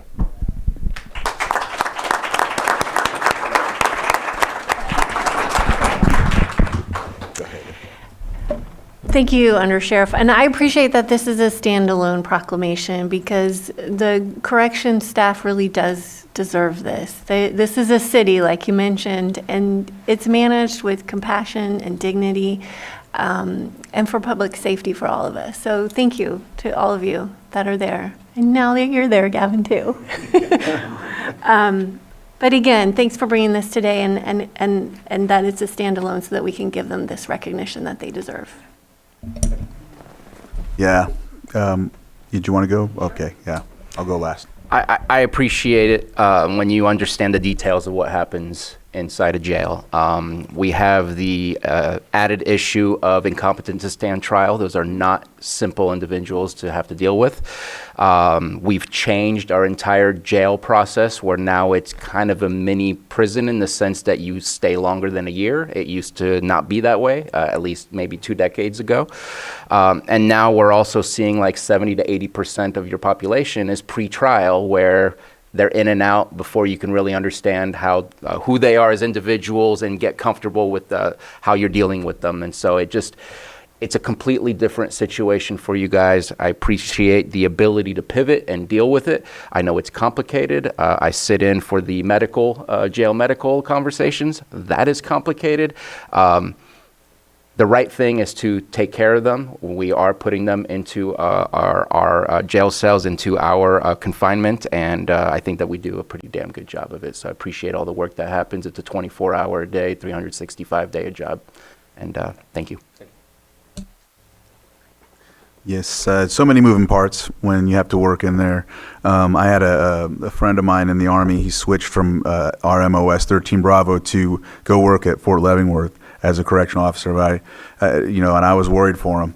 But I see all of your, all of the folks that work in your department. I know that, like Supervisor Sabatier said, it's heightened with the folks that are in there. Pre-trial, I think was the word. I remember, go back 20, 30 years, some of those inmates used to go out and like trim the trees and ravines in different areas to clear brush, and we're not able to do a lot of that anymore.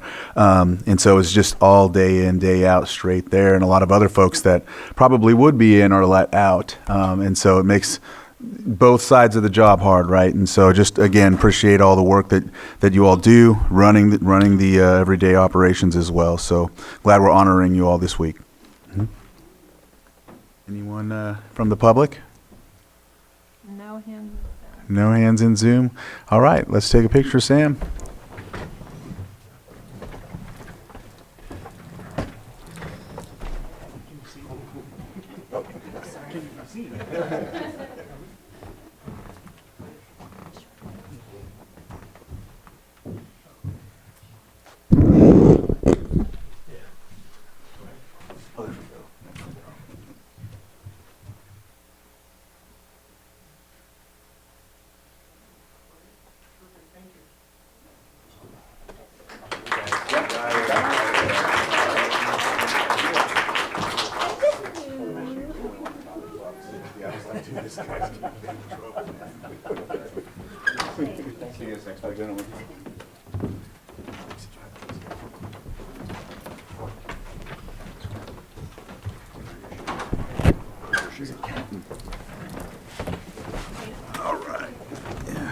All right. Next, we have our presentation of proclamation designating May 2025 as CalFresh Awareness Month. And now we have Supervisor Sabatier that's going to read this. If you're here for this item, please come up and join Supervisor Sabatier while he reads the CalFresh Proclamation, Awareness Month Proclamation.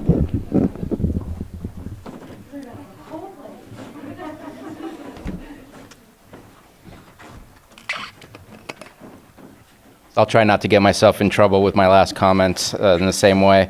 Maslow's hierarchy of needs. Food is such a large portion of what is needed to be able to do the things that we need to do in life that is expected of us. We've all seen the Snickers commercial. Things change vastly if you're not fed nutritious meals. Food is important, and I appreciate the fact that we offer this, that we continue to offer this program, obviously coming down from the federal government all the way down to social services, but it's an important one, and it's a vital one. Proclamation designating May 2025 as CalFresh Awareness Month. Whereas CalFresh is a monthly benefit for food purchases that helps low-income residents gain access to healthy foods, and participation can play a crucial role in improving the health and status of vulnerable populations.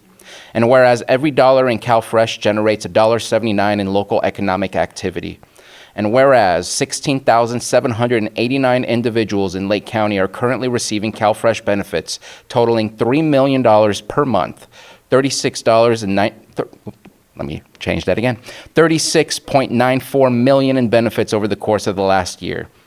And whereas the County of Lake Department of Services recognizes the need to reduce hunger by increasing access to and participation in food assistance benefits, particularly for elderly, disabled, families, and children, and is committed to an outreach and public awareness campaign that promotes equity and inclusion in access and to increasing awareness of potentially eligible Lake County residents about the benefits of CalFresh.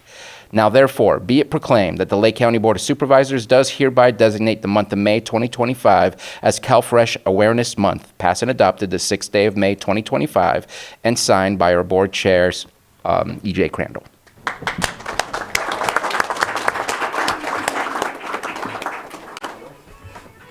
Nice timing. All kinds of stuff.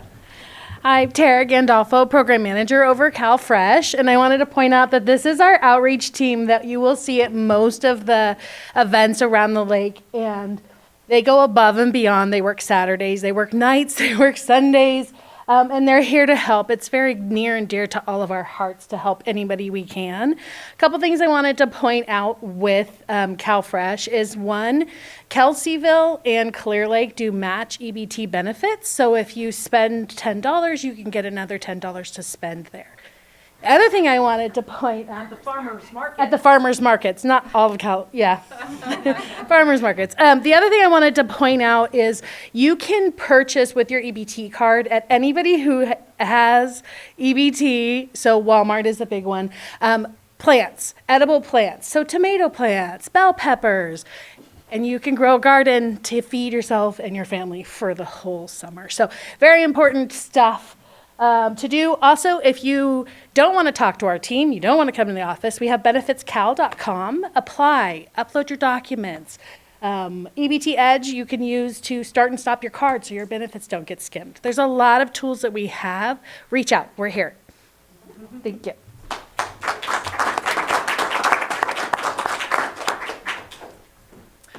Rachel Dillman-Parsons, Social Services Director. I just wanted to take a minute to say that CalFresh benefits are used by working families, the elderly, the disabled. The stigma that the group is people who are not working or just using benefits from the system is not for the most part accurate.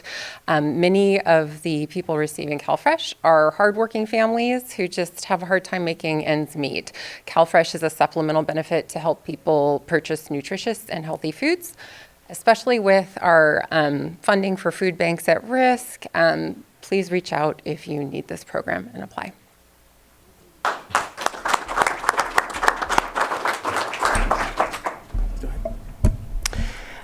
Yeah, thank you for bringing this. Food insecurity is such an issue in our county, and with the rising cost of everything, it's getting worse every day. So this is critical funding for so many of our residents. So it's important to highlight it. My daughter and I we were late, or we were early for a doctor's appointment last week, and so we went to the food giveaway at Redbud Park, and we had an hour to donate, and so we arrived, and there was about 500 people in line waiting, which is the same every Monday, 500 to 600 families, and it was a you know, I asked my daughter how she felt about it, and she said it was very fulfilling to be there and really eye-opening to see the need in our community. And Kevin Lohr, who is out there every Monday, he lives in Cobb, he challenged all supervisors to come and show up for a food distribution day. So I'm passing that challenge on to each of you to find one of the dates that are listed on all of our resource pages where we have food pickup days within our community to really see the extent of which our residents rely on these services and these resources. Go ahead, Vice Chair. Yes, Supervisor Pyska stated that well, but I just wanted to also obviously thank you for your work, but many members in the community that are also out there helping donate to our food banks. I recently had the opportunity to take a donation to one at the Gleaners, and the response from community members was incredible on that. So thank you to all of our community for their help in this important issue. You know, we hear a lot about the food banks and the work that's being done around the holidays, but it's so nice to have it all year round. And the work just, it doesn't end, does it? So it's much appreciated and much needed. So thank you. Yes, thank you, and I'm glad you all came. I know you have such an important job. You know, I'm actually a product of CalFresh. I don't know what it was called in the 80s. I know it was called food stamps. I had to talk my mom out of calling it that, but she never would until she passed. She always said, I got to get my food stamps. I'm like, Mom, you have an EBT card now. So anyhow, you know, I know how important this is. I like that you said and mentioned that there are working families. I remember when I was in the Army with a young family, they give soldiers, I think it's like a specific amount for their own subsistence, but not for the families. And my uncle said, you should apply for, CalFresh. And I was in Washington, but that's the other part of it too. I wanted to mention that there's a almost like a shame factor. I know growing up, that I was like, I'm not joining that. I'm doing better. I'm in the Army. But now I look back, I'm like, man, I was so dumb. I should have just did it. It would have helped the family. But there's that factor too. And so I just, I hope that people can hear that and not, and not put people in a position to feel, ashamed of any of that. Because, if you need it, you need it. With this economy, with the way things are going, use it. So again, thank you for having this proclamation. Thank you for reading it. Is there anyone else that would like to comment from the chambers? All right. I have a theme running through I never come here thinking I'm necessarily going to speak. And so my theme is running through what is the systematic root cause of 500 people in a line looking for food. I can tell you, I applaud you for I've had to utilize this, and I never thought in my wildest dreams I'd ever be utilizing this. I often go to Redwood Empire, which I know is not yours, down in Santa Rosa, and I dress like this, I don't try to, look different, and I look and I watch and I see those people, and I can tell you 20 years ago, we didn't have 500 people in line, and I don't want us to get too comfortable with the system. I think it's imperative to have it now. And I, again, applaud you. But again, as a county, as a nation, as our state, what can we do so we don't have 500 people? Jobs, getting people back to work. But again, I thank you so much. Is there anyone else from the chambers? Zoom? No hands in Zoom. All right, we'll bring it back to the board, and I think Sam's ready to take a picture.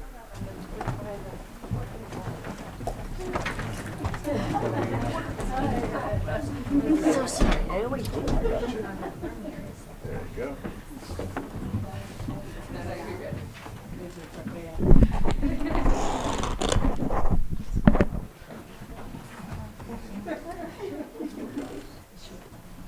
I was trying to get that moment. That was good.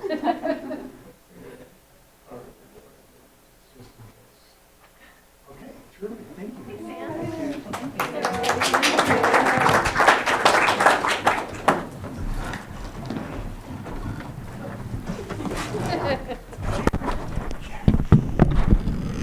Yes, looks like we do need a break. We're going to go ahead and take a 5-minute break.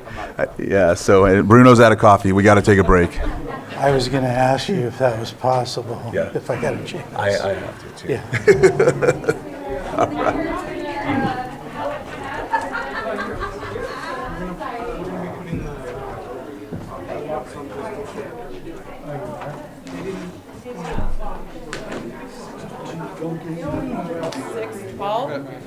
You guys got a C-130? Yeah, we got seven. We got 7 of them. Oh wait, yeah, it's getting cold though. Is that the masterpiece?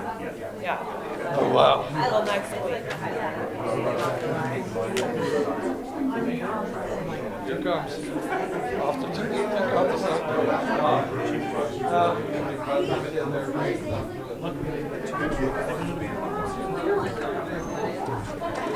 I sit in the lobby, personal photos.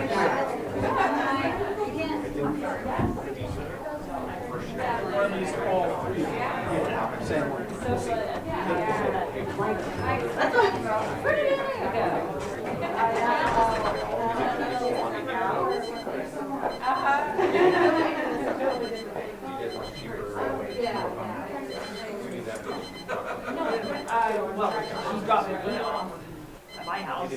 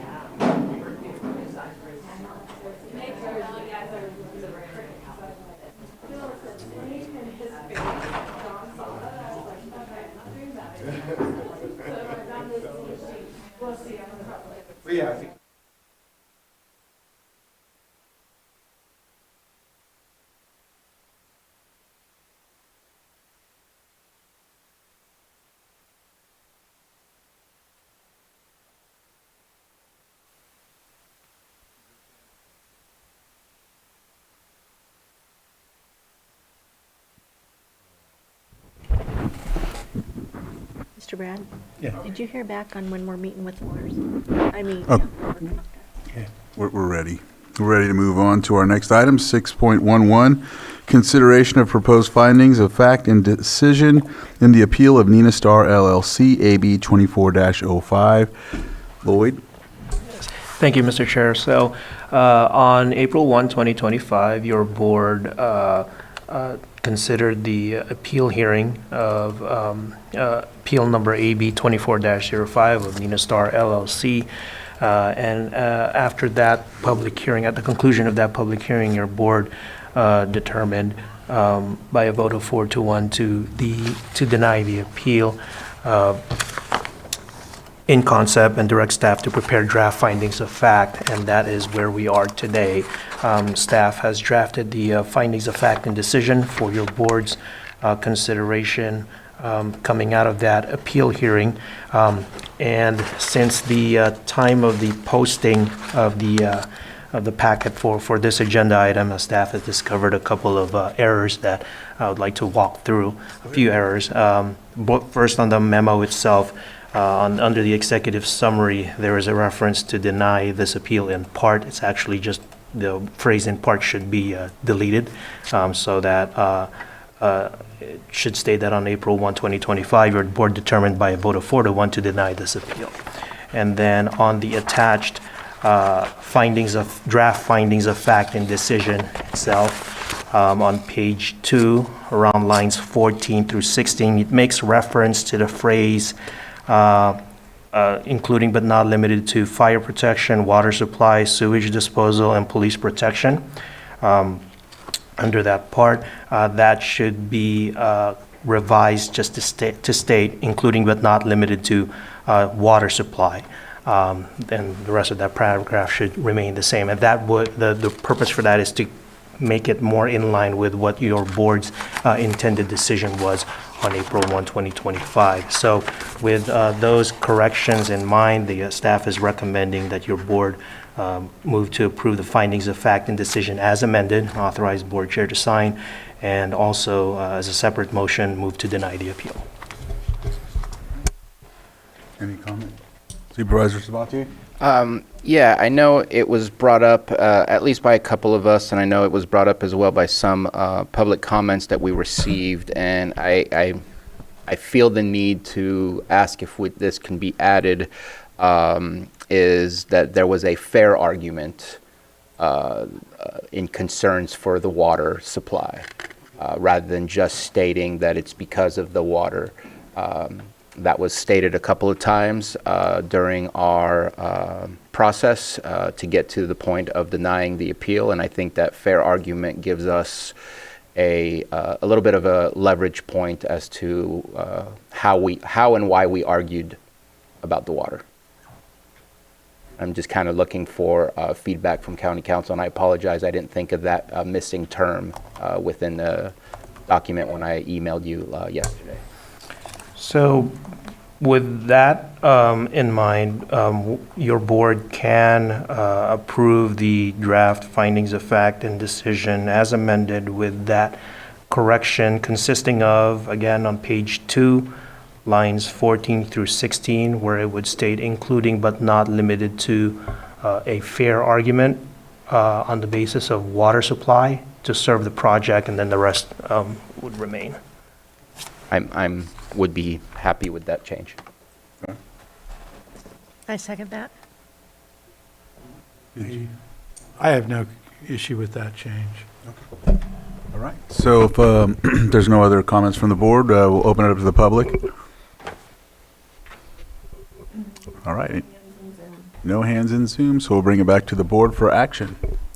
Okay, I ask that we move forward with filing the appeal of the Nina Star with the exceptions and the terminology that has been corrected. So it would be, for the first one, just to clarify, motion to approve the findings of fact and decision as amended and authorize the board chair to sign. Yes. Thank you. Second. I have a motion and a second. All in favor? Aye. Any opposed? Motion carries 5-0. And then there's one more to deny the appeal. Oh. Yeah, to deny the appeal. All right. That's a motion to Second. deny the appeal, and then I have a second. All in favor? Aye. Any opposed? Nay. All right, that passes 4-1. It looks like we are now on time with our next item, 6.12. Well, no, we can't because we have 4 minutes, so I'm going to have to go on to another one. Let's see. Which one do you recommend? Let's see. All right, well, behavioral health. So that one would be, all right, we'll start at 7.7, right? There we go. Consideration of the agreement between County of Lake and Community Behavioral Health for substance use disorder medication-assisted treatment services for fiscal year 2025-26 in the amount of $1 million. Director Jones. Yes, thank you so much, Mr. Chair, Board. I'm actually delighted to bring this agreement forward because it represents a significant step forward in implementing our organized drug Medi-Cal delivery system. We do not have any MAT, medication-assisted treatment programs, very few in Lake County, not enough. And so we're just delighted and thrilled that we now have one in-house. And we are initially started with our own clients just to get a good workflow, and we are expanding that so our contracted providers clients have access, and hope to continue to expand MAT access in the community. Supervisor Sabatier?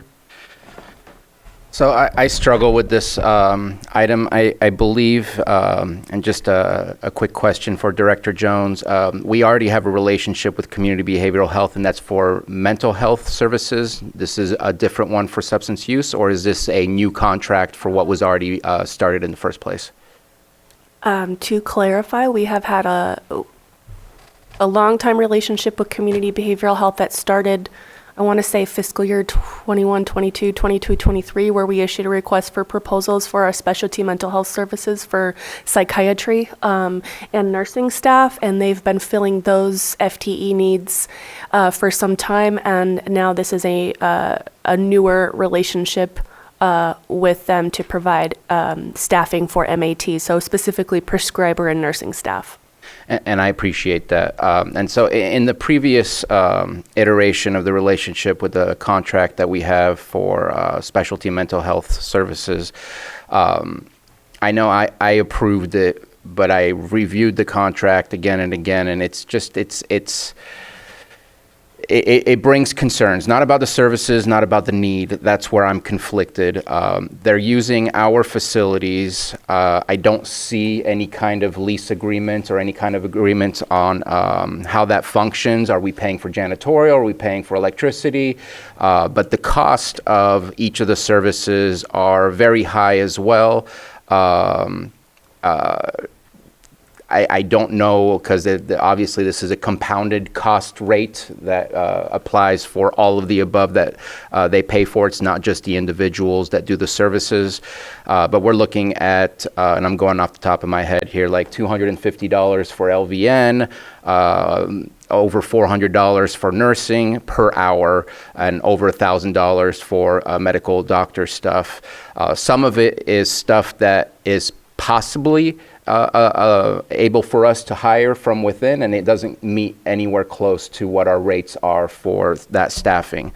I'd love to, I feel the need to say that today I can't support this, because I feel we need to have a conversation with our union about their feedback on this. I'd love to see a lease agreement to better understand what are we paying for this, other than the services themselves, because they're using our facilities. I just have some concerns about also adding new services at this moment in time. Yes, it's needed, but for something that we're already struggling with the payment system, in the sense of there's still an outstanding loan currently. And adding more services in a atmosphere of complete unknown as to what's going to happen with Medicaid and how that's going to come down and impact us. And so I just, today for this one, very conflicted about it, but I just don't know that I can support this.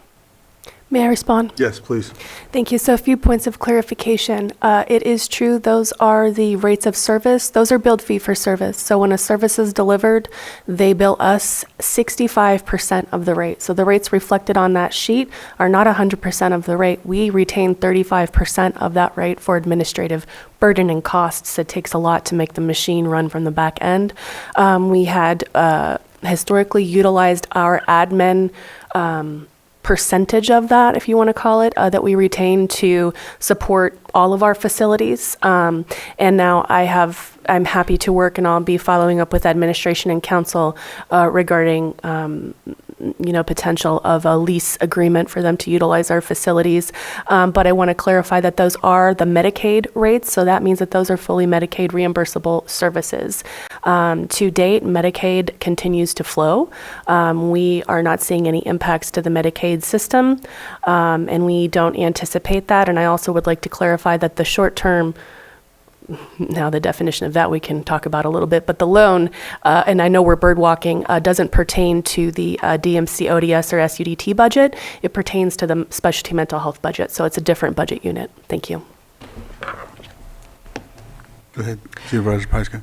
And so, just again, you said that there is no other medication-assisted treatment in the county. No, that's not accurate. Oh. So a lot of the federally qualified health centers will have individual, like your primary care provider could prescribe MAT. Any primary care provider could if they wanted to, given adequate supervision. There used to be a lot more restrictions on which doctors could prescribe MAT medications, and those restrictions have been lifted a couple of years ago to increase access because of the fentanyl, the opioid crisis.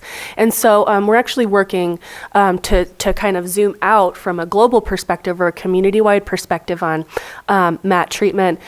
We are working on convening with our other local healthcare providers to get everybody on the same page as about MAT, but individual primary care providers in their comfort level and their practice could do MAT. You walk into an emergency department, you could do MAT. What we offer is MAT combined with outpatient counseling, so intensive outpatient, so it's programmatically based, which works for some people. Some people may participate in that MAT program and feel that they're sustained, and then maybe we transition them, and then their primary care provider, they pick that up. So there's lots of different scenarios, but what it enables us is that level of care for those folks who are needing more support. Yeah, and we know that the primary care providers are stretched very thin, and it's really difficult to have access to them right now. And so this sounds like a more holistic approach. That's the idea. It takes a village. We have a lot of great MAT individual prescribers in the community, but having a specialized MAT clinic where it's embedded within a program of outpatient counseling and services is something that hasn't been a strong offering in the county up to date. Yeah, and if there were Medicaid cuts that would impact this program, we would be able to revisit this contract. We would have to. Yep. Okay, thank you. Vice Chair? Yeah, I just want to make sure I understand on I guess it's the use agreement you said you were working with council on for? I have not been, but I am happy to discuss that with admin and council. Okay, so how would, if we were to approve this, how does that affect we don't have the use agreement yet? Was that? We haven't to problem, date.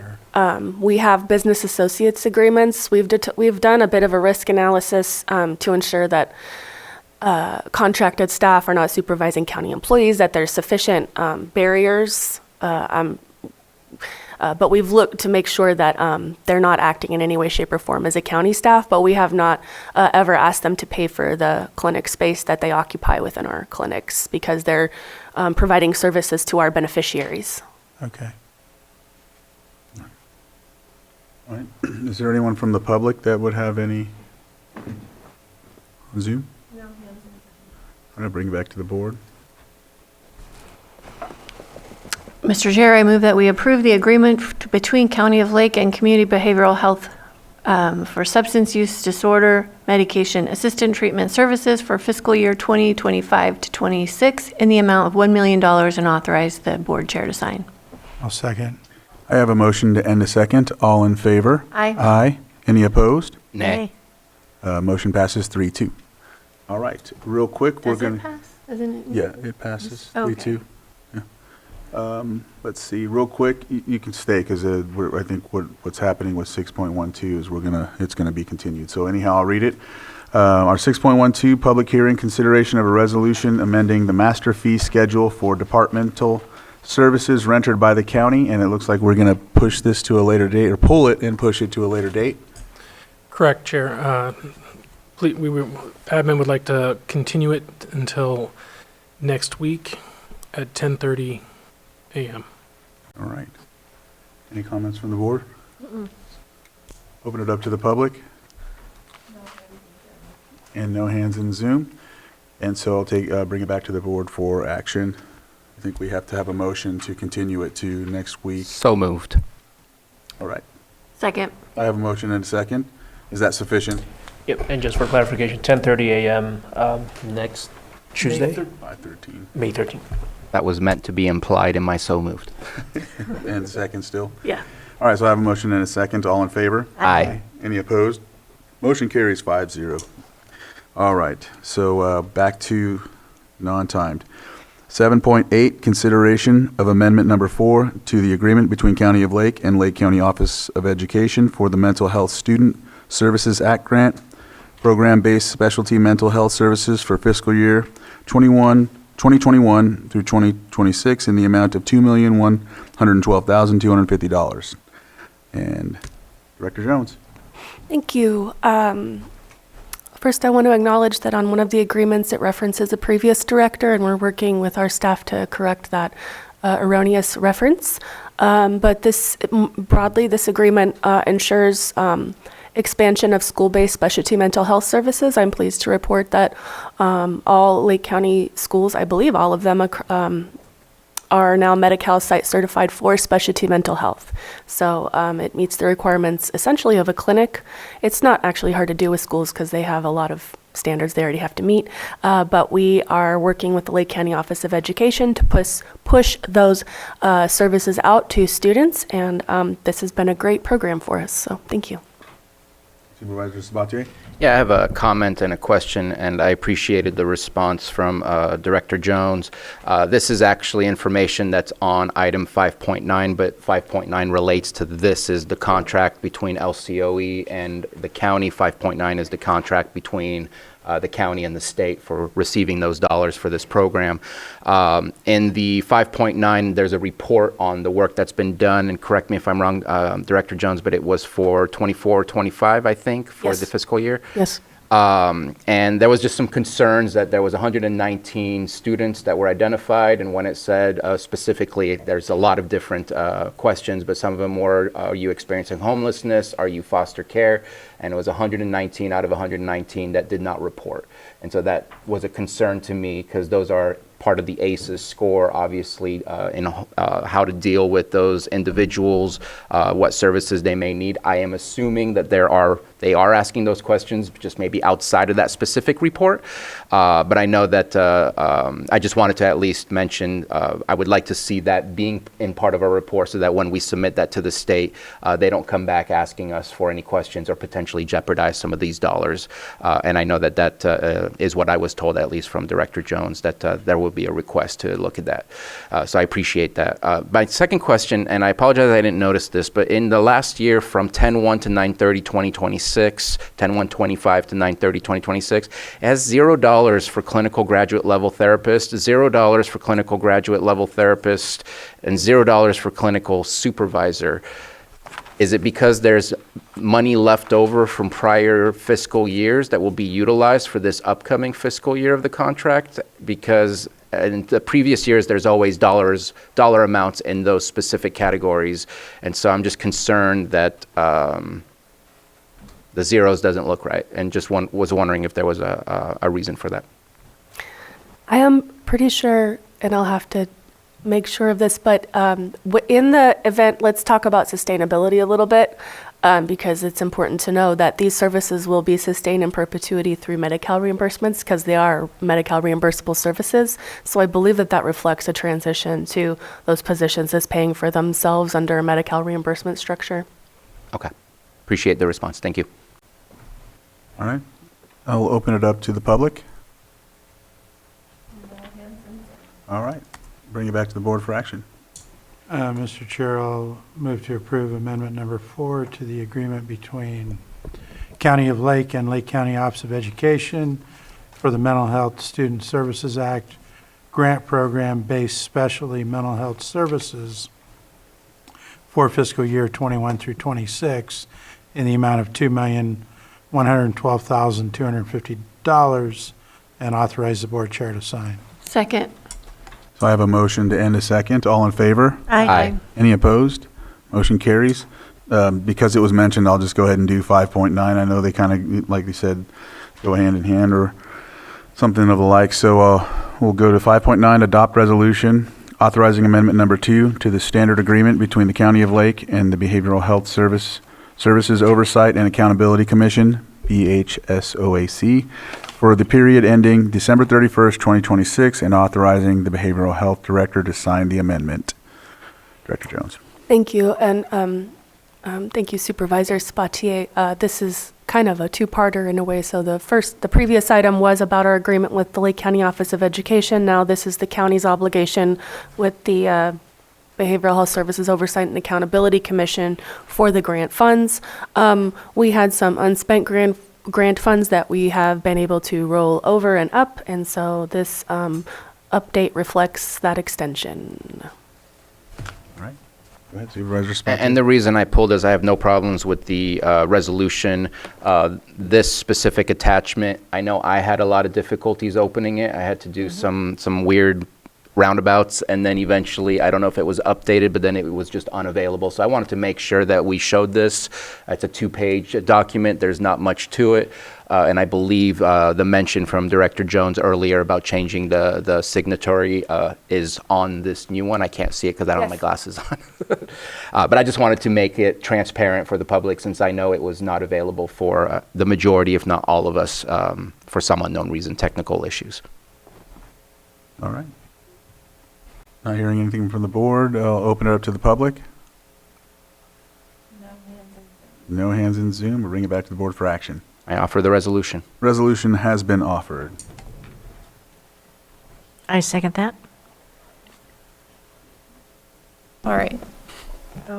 Supervisor Owen? Yes. Supervisor Sabatier? Aye. Supervisor Rasmussen? Aye. Supervisor Pyska? Yes. And Supervisor Crandall? Aye. The resolution passes. Is that all? No, let me see. So we got, I think, A couple more. yep, we got 2 more.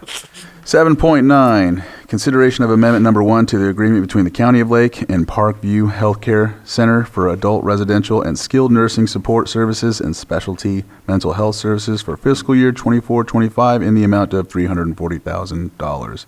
Director Jones. Thank you. This was, yes, Parkview provides essential residential level, particularly skilled nursing services. Incidentally, you will not see an agreement for Parkview come forward for 25-26. We will not be contracting with them in the future. These dollars are needed to finish out this current contract year. Not seeing anything from the board. I'll open it up to the public. Any on Zoom? All right, I'll bring it back to the board for action. Mr. Chair, I move that we approve amendment number 1 to the agreement between County of Lake and Parkview Health Care Center for adult residential and skilled nursing support services and specialty mental health services for fiscal year 2024-25 in the amount of $340,000 and authorize the chair to sign. Second. I have a motion and a second. All in favor? Aye. Any opposed? Motion carries. 7.10, consideration of amendment number 1 to the agreement between the County of Lake and Hilltop Recovery Services for ASAM Level 1.0, 2.0, 3.1, and 3.5 services for fiscal year 24-25 in the amount of $1,963,200. Director Jones? Yes, continuing to finish out the end of the year with Hilltop Recovery, making sure there's enough contract to cover the services, and I believe there was some there may have been some additions to CPT codes in this agreement as well for peer support services. Supervisor Sabatier? I do have one question. It mentions in there that I think in the past we had 4 beds and now it's none. It's what's available. I didn't ask you this question, but if you don't mind, I'm going to ask you right now. Have we ever gotten a denial because they didn't have beds available? I'm worried that some people locally would need help, but the beds are filled from folks that are from out of county. Because I have a friend who's a sheriff in Yolo County, and he's talking about bringing people to Hilltop all the time. And it's not that I don't want his people to be helped, but I would love for us to make sure we always have availability. So do we get denials from time to time that there's no room? From Hilltop, very rarely. I will take this opportunity to commend Hilltop Recovery Services. In our new contracting process in ODS, we don't have the ability to just purchase a bed. It has to be used fee for service because we historically have used our grant funding for that, and it doesn't work that way anymore. And so that said, it's true, they do have a lot of, they could stay full without Lake County beneficiaries, but they are deeply committed to this community. In fact, they actually offer up indigent beds for uninsured individuals, at least annually. So, and I would say all of our contracted community providers at these levels of care are very mindful of prioritizing Lake County beneficiaries. Okay, thank you very much. All right. Any other comments? Open it up to the public. Any on Zoom? Bring it back to the board for action. Mr. Chair, I move that we approve amendment number 1 to the agreement between the County of Lake and Hilltop Recovery Services for ASAM Level 1.0, 1 or 2.0, 3.1, and 3.5 services for fiscal year 24-25 in the amount of $1,963,200. That was $1 million. What? $1,900,000. Oh, I'm $1,963,200 and authorize the chair to sign. Second. I have a motion and a second. All in favor? Aye. Aye. Any opposed? Motion carries. That is it for you on that. All right. Any recommendations here? Yeah, can we do the 7 points? the letter for What she's looking for. 7.3? All right. For Head Start. the Head Start letter? So we'll look at 7.3, consideration of a letter of opposition to proposed defunding of Head Start programs. Supervisor Pyska. Yeah, I want to invite Dan McIntyre up. He's the CEO for NCO, and where we run some of the Head Start programs for our county. And Matthew, did you want to come up for this one? Or I just want to say that we've only had our federal lobbyists in place for 4 months, and they have just been working diligently to support us on so many levels. And this was one of the things they flagged for us and helped put together along with Head Start. And then, I don't know what Matthew, you wrote the memo, I think. You wrote the memo, right? Yeah. Okay. So I just want to pass this on to you, Dan, if there's anything you'd like to say about the letter. Yeah, thank you, Supervisor Pyska, Board. While the funding situation is always fluctuating for Head Start, Head Start's more than early child care and early child care education. You know, it really allows these parents to break the cycle of poverty and move on, continue their education and employment.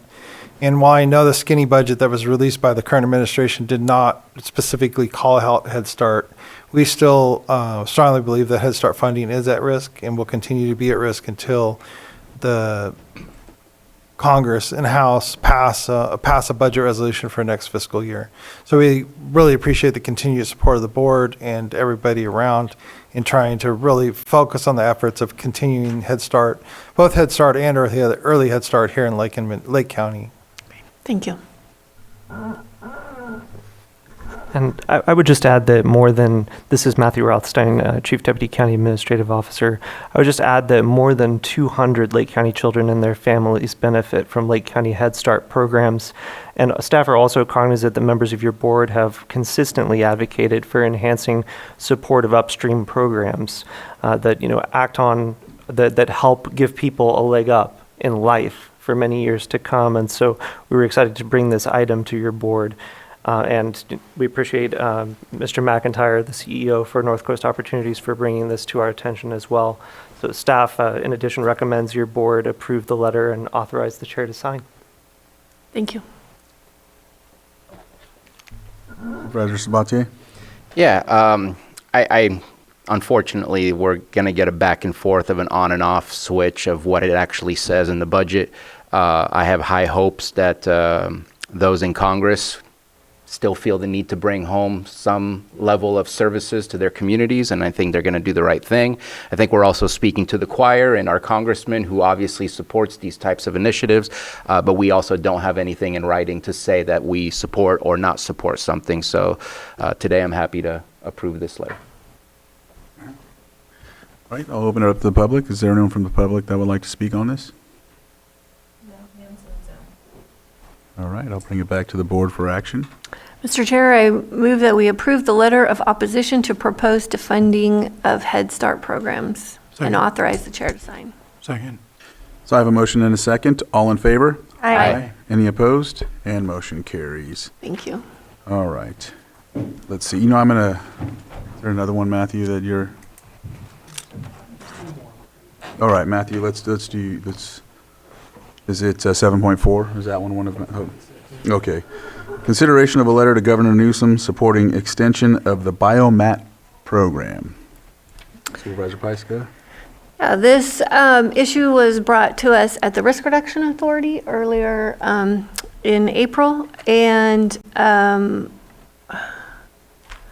we have been working for the last few years to develop programs to utilize biomass in our county, and this is we'd like to see the extension of the Biomat program with the funding, and this is a letter of support, which I think we pulled from RCRC's letter.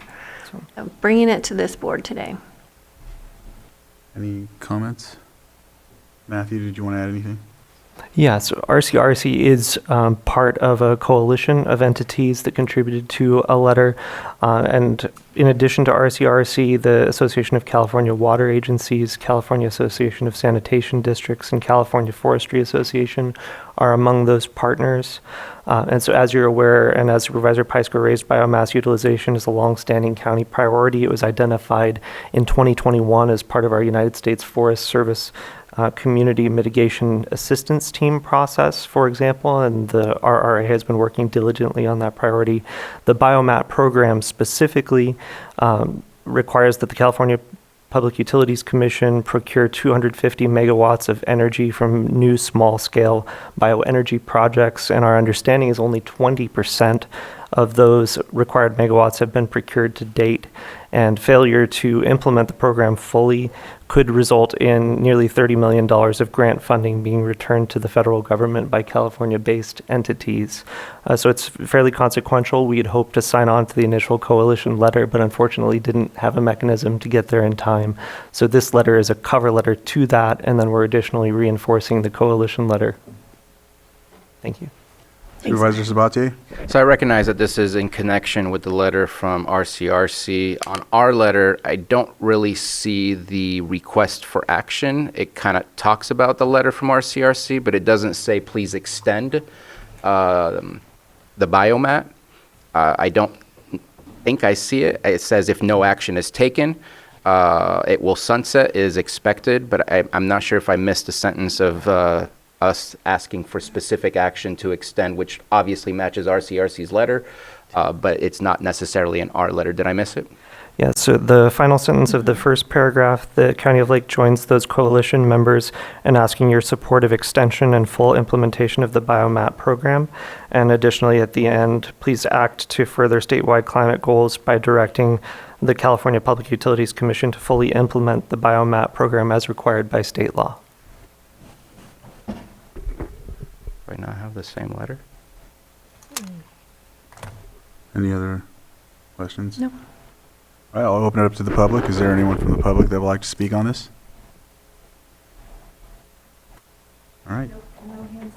No hands in Zoom, so I'll bring it back to the board. And this isn't referring, I'm not just noting for the record, it's not referring to any projects that are being proposed or anything right now or anything of the like. It's just in general, the program in general around the state. Correct. Just want to make sure that's clarified on the record. So anyhow, Mr. Chair, I oh. think Just a quick question. Do we know if there's an idea of what the extension might look like? Is it, are we just asking for an extension with no understanding of how many years? Just because I feel like it's slow in getting the money out. It's not an issue of, I think it's an issue of bureaucracy in the process of allowing the dollars to be accessible. But do we know if there's a request from RCRC on a specific time frame that they're looking at or asking for expedited processes? I don't know. So many of these programs take so much longer Yeah. to implement than anticipated. So, and you'll see that with a couple of the other letters of support. And it doesn't change my vote. I was just curious just to see if there was a set expectation on the request. all right. And if no action is taken, the program will sunset December 31, 2025, which is, according to the coalition, very clearly not enough time to completely fulfill the program. Yep. Mr. Chair, I move that we approve the letter to Governor Newsom supporting the extension of the BioMat program and authorize the chair to sign. I second that. I have a motion and a second. All in favor? Aye. Any opposed? Motion carries 5-0. All right. And then 7.5, is that? Okay. Consideration of 3 letters of support for federal forest health and wildfire and disaster resiliency legislation in furtherance of established Board of Supervisors federal legislative priorities. A, the Disaster Resilience and Coverage Act, H.R. 1105 Thompson. B, the Facilitating Increased Resilience, Environmental Weatherization, and Lowered Liability Firewall Act, S. 1323 Schiff and Sheehy. And C, the Fix Our Forests Act, FOFA, H.R. 471, S. 1462, Supervisor Pyska. Yeah. And again, big shout out to Paragon for assisting with this and tracking these bills that align with our legislative priorities. The Disaster Resilience and Coverage Act and Firewall are sort of in the same vein, one coming from the House, one coming from the Senate. So we're hoping that both our representatives will be working to collaborate on something to get passed and then Fix Our Forest Act. You know, obviously we are half publicly owned in this county and we really need the investment into the forest lands on public lands and tribal lands. Supervisor Sabatier? Are we going through the approval process one by one? Because I do have an issue with the Fix Our Forest Act one. I think that the complete lack of NEPA, like it completely skips over environmental review, and seeing how there is rhetoric and language used on using our federal lands for things that I don't necessarily agree, and I think we do need to protect it. I think we also need to be able to clean it up, but I don't see protection, in my opinion, highly emphasized in the language of the 175 pages to go through on the Fix Our Forests Act, but it concerns me, and I've tried looking up some articles and some other letters, and I feel like it's a little, it will solve a problem, but it may create a whole different problem, especially if we have people in our administration that may energize clear cutting or other things like that, that if you get rid of the NEPA process or the environmental review, those things will be able to slide through. So I cannot support the Fix Our Forest Act based on my research. The other two, absolutely. Okay, we can do them individually then. Okay. All right, well, I'll open it up to the public first. Do I need to do through separate or just open it up for any comments for A, B, and C? Yeah, your board can open it up for comments for Okay. A, B, and C, and then as far as the motion goes, it can One be by treated one. separately to be identified by the subject line for each letter. All right. No one on Zoom? No, all right, I'll bring it back to the board for action. Okay.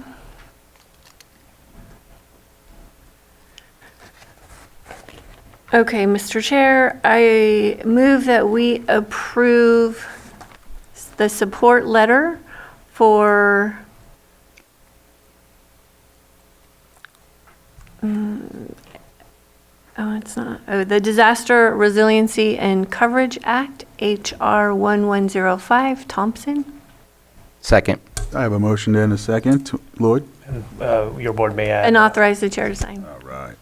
Second. I have a motion and a second. All in favor? Aye. Any Aye. opposed? And that motion carries 5-0-0. All right.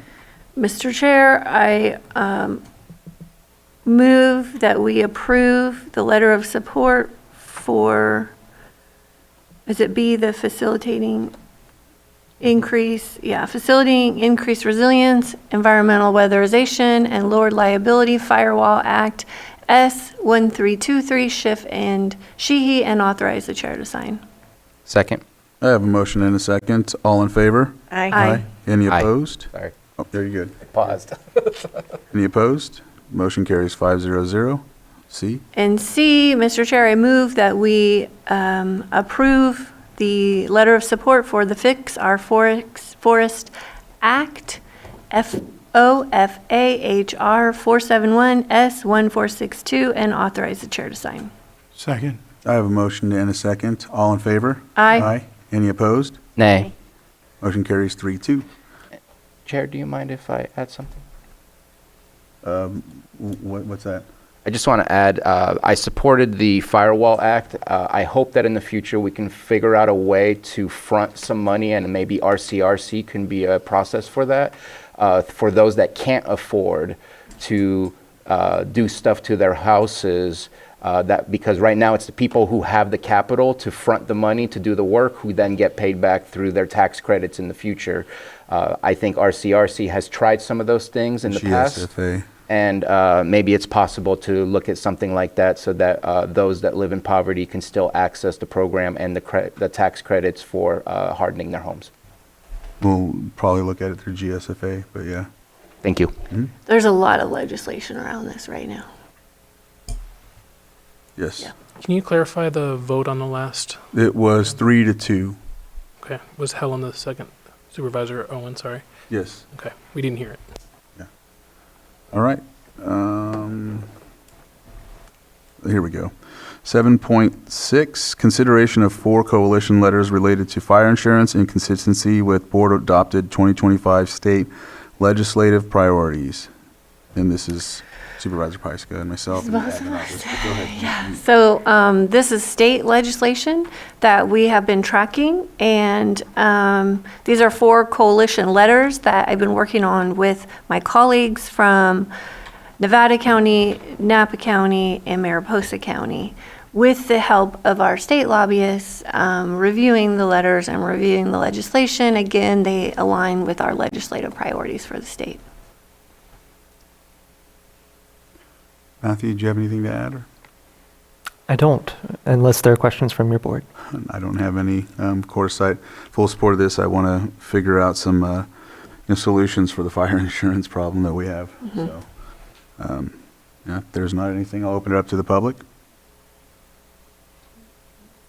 Any on Zoom? Bring it back to the board for action. Okay, Mr. Chair, I move that we authorize Chair Crandall to sign 4 coalition letters related to fire insurance in consistency with board-adopted 2025 state legislative priorities. Second. I have a motion and a second. All in favor? Aye. Any opposed? Motion carries 5-0-0. Thank you, Matthew.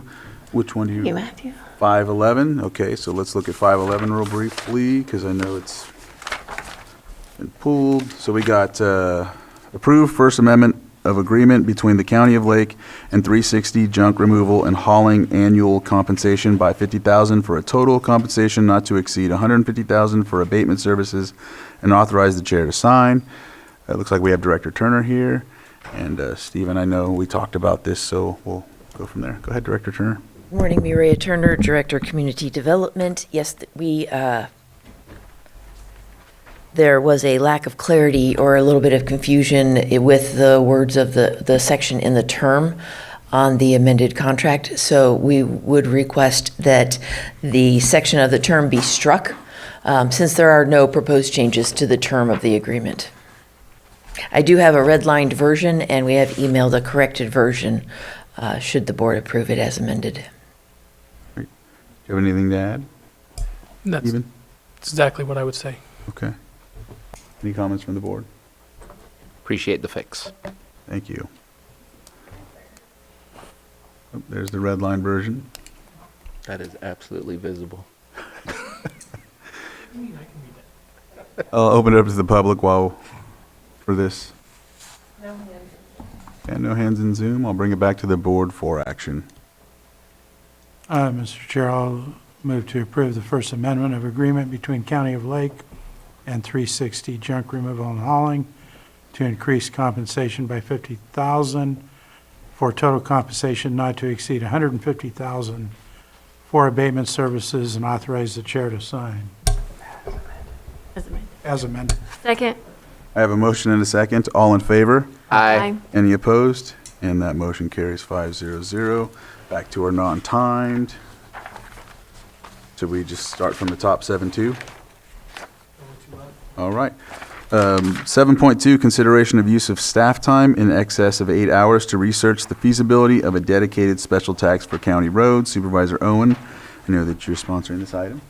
And I know that Director March is going to come up and discuss some of this as well.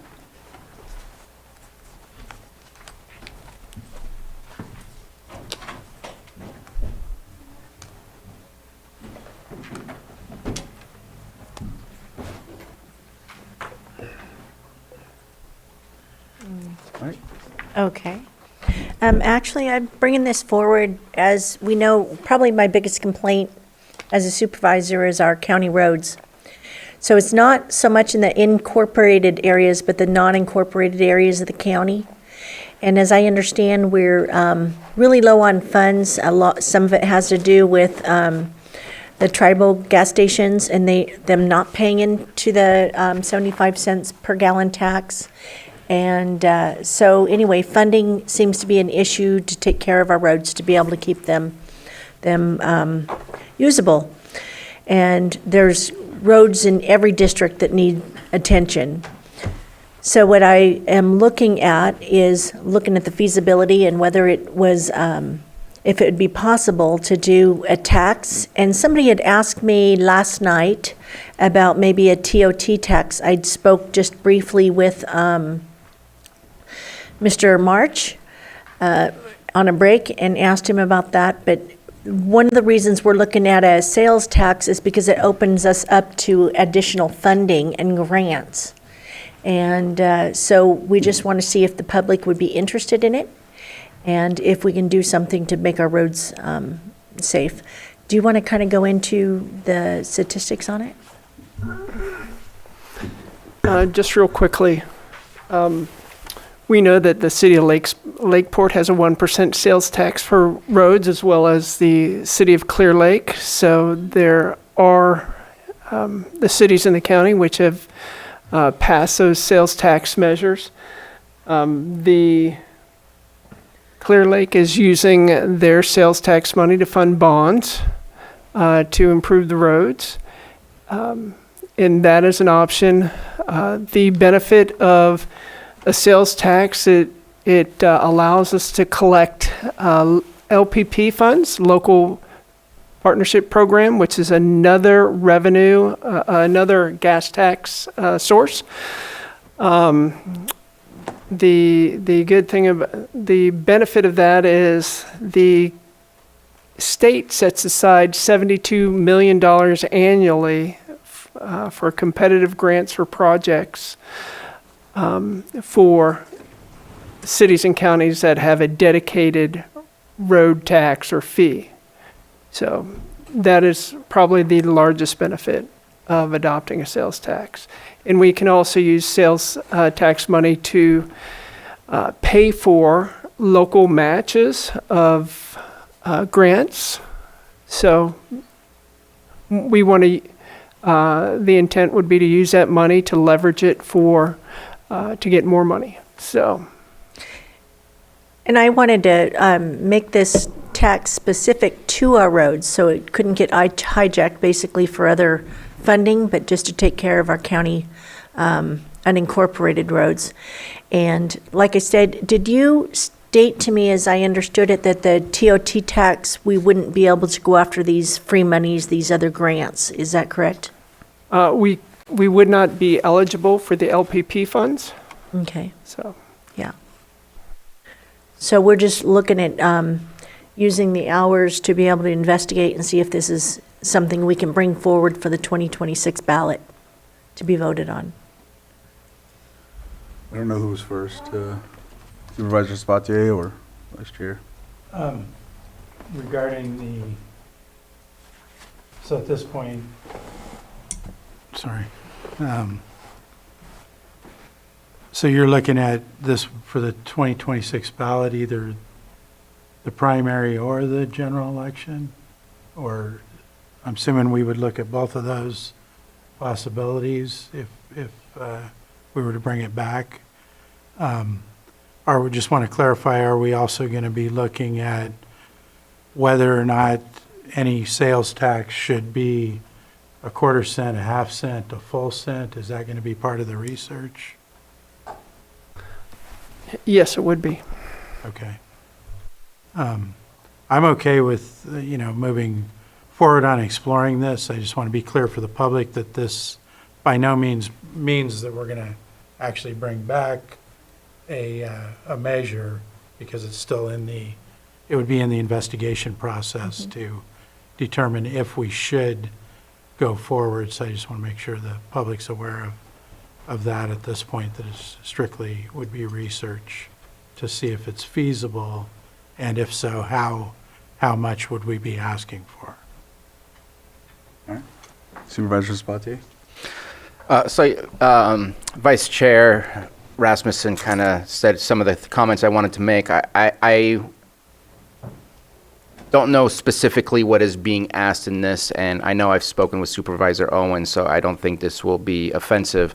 I don't think we need to approve an excess of 8 hours. I think we need to direct our director. We're interested in a road tax, do the research, come back with the information. What does the timeline look like? Does he want to do a survey? Because all those things are going to cost some sort of money. It needs to come back to us. But I don't think it should be one specific board of supervisor that works on this, since it's a county-wide effort, county-wide issue. And I think our director can come back to us and see what the timelines and costs and potential revenues would be, so that we can make the right decisions. for the right reasons, and it's going to depend on the economy. It's going to depend on if we do a survey, is it palatable for the public to look into something like this? But that would be my direction today, is general direction to our director with interest to make future actions on this. Supervisor Pyska? Director March, are you coming back to us with an updated road plan soon? I will with the SB1 request. Okay. Yeah, I would like to, it's been quite a while since we've had an update of the road plan, and considering the projects that we have planned for this summer, to have a better view of what we're looking at. I'm okay with doing a little bit of exploratory work, especially with the tax collector, to figure out the best way to finance this. I am very, very concerned about the economy right now, and if muni bonds are going to be taxed, that there's a lot to look at on the financial side. I don't think it's quite time to survey the public yet. I think there's just too much uncertainty. But that could be a next step that could come back to the board after we do the financial analysis. So I'm okay, again, with just this being an internal conversation with staff and our auditor and our tax collector for some initial review, but no surveying the public quite yet until we understand. This is a situation where we've been planning this for a while, making sure that we've got our plans in place, that we've been able to do some of the projects that we've set out to do to build credibility with our department. We have had those discussions years ago, and because we've never had a tax measure be successful in this county, we have to be very careful about how we move forward. So that's my direction. Vice Chair? Yeah, I was just going to comment that I'm okay with, obviously I suspect Supervisor Owen was presenting it in this manner because obviously this is going to take a lot of work. It's clearly going to be more than 8 hours, but I do think it makes sense what Supervisor Sabatier mentioned, that we can also just as a board direct staff to explore these options and bring things back to us as we need to make decisions moving forward with it. So I'm good with it as in that manner too. I'm not sure how that direction works, but. Anything else? Nope, I would like to amend it to it be a county project as well, since it does pertain to the entire county. With saying that, I'd just like to emphasize that we've had road problems for way before tribal gas stations, so I just don't think it's very responsible to say that because tribes don't get taxed for SB1 funds, that's the problem. Oh, I didn't mean it like that, I Okay. swear. Okay. I meant No it worries. that the way it was explained to me was that we're not getting those taxes. Oh, okay. That we would be getting more money for if If they they were were. all contributing the 75 cents a gallon. I know they go So- through weights and measures, but I don't think that's. Well, the other piece of this are the EV vehicles too that are not paying for gas. Yes, So and more the whole efficient system vehicles. is changing. Yeah, the more efficient gas mileage, there's a number of things that are contributing to us not having enough money to maintain our roads. So I apologize if that No, was. and I think one of the things, the reason I had to mention it is because we have people watching who will take that, and I've seen it everywhere. No matter what it is, the tribes don't pay taxes and this and that. When tribal people pay taxes, sales tax, they pay federal tax dollars, they pay state taxes. So I'm not blaming you for saying that per se. I just know how people take it. Yeah, while and I watching. apologize for Yeah, that. so- That was, there's a number of issues, like I said, like Supervisor Pyska mentioned, the charging. electric vehicles aren't, contributing. There's just a number of things. The more efficient vehicles, instead of getting 6 to 8 miles a gallon, we're getting 30 miles a gallon. So there's a number of things, but the monies are not there to maintain our roads. Right. And so just trying to come up with a way to improve our road status. What is it right now? Our roads are down in the what category? Mid-30s. And So it's just really unacceptable. Anything else from the Supervisor Sabatier? Yeah, I just wanted to mention, I know Supervisor Pyska mentioned the municipal bond tax potential. That is absolutely horrible if that is the case. Hopefully it will not be retroactive, because that would be even worse. I don't think we should jump into anything without understanding, and there's the possibility that maybe we move forward in 2026, but if we miss it, we have to wait till 2028. That typically is the best cycles to be able to go through, so we don't do special elections where, again, it costs more money to take that risk. We are 4 out of 58 counties that are still at 7.25 tax base. Now, I'm not saying that means we should increase our tax, but we will never resolve our road issues without doing something different than what we've been doing this entire time. So I think if we end up wanting to do a survey, I think you're going to have to come back to us anyways to say yes or no to that. So I think at that point we can make that decision whether we feel the public is ready or if we're ready. But I'm definitely ready to move forward and see what our timeline might be, what the cost might be, and what are our choices here, because our choices at this moment in time thus far has not delivered what we should be delivering to the people we serve. No, and the roads are they're deteriorating more. I mean, so we need to do something. And what's the definition of insanity? Same thing over and over. Vice Chair? Yeah, just lastly, real quick, I think it's important to mention that there's also legislation proposed in the state that would add additional potential per mile taxes on drivers in California. So I think as we move forward, it's going to be important to stay on top of what's going on at the state level too, because all of that can, have an effect.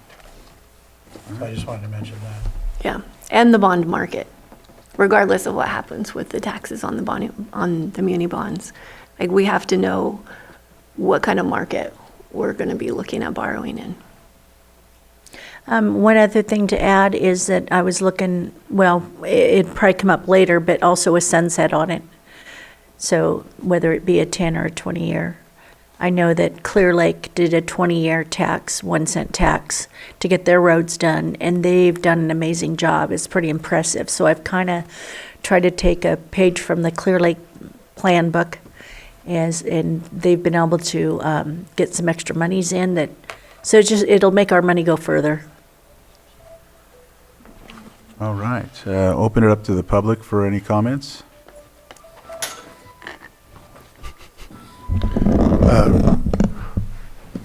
Good afternoon, Chair, Vice Chair Rasmussen, Chair Crandall, members of the board. I'm really glad this is brought up. I kind of geek out on this type of public policy thing. It's really important that we take a look at this because the gas tax used to be a proxy for miles driven, which was a proxy for wear and tear on roads. And for decades, ever since I was a kid and probably before that, that was the model. And that's no longer a reliable proxy anymore because, as you all mentioned, you have electric vehicles and they're driving just as much as a regular vehicle. And they put wear and tear on the roads, but they don't stop at the gas station. The CAFE standards that are required by the state of California and the federal government have increased the efficiencies of our miles driven tremendously, and that results in less people paying for gas. Nationally, it has very little to do with, tribal or anything like that. The overriding thing is as we get more efficient, that proxy model is failing us. So we have to find a way to fund our roads. So I do support looking at an alternative. Sales tax seems to be one of them. I do know that this state and other states are looking at the state level for miles driven by somehow attaching something to your drive computer or your car's computer to see how many miles you drove. So you do pay for the miles per product, that type of thing. So we do have to look at it a different way because the gas tax model will not fund our roads either in this county or this state. So thank you. All right.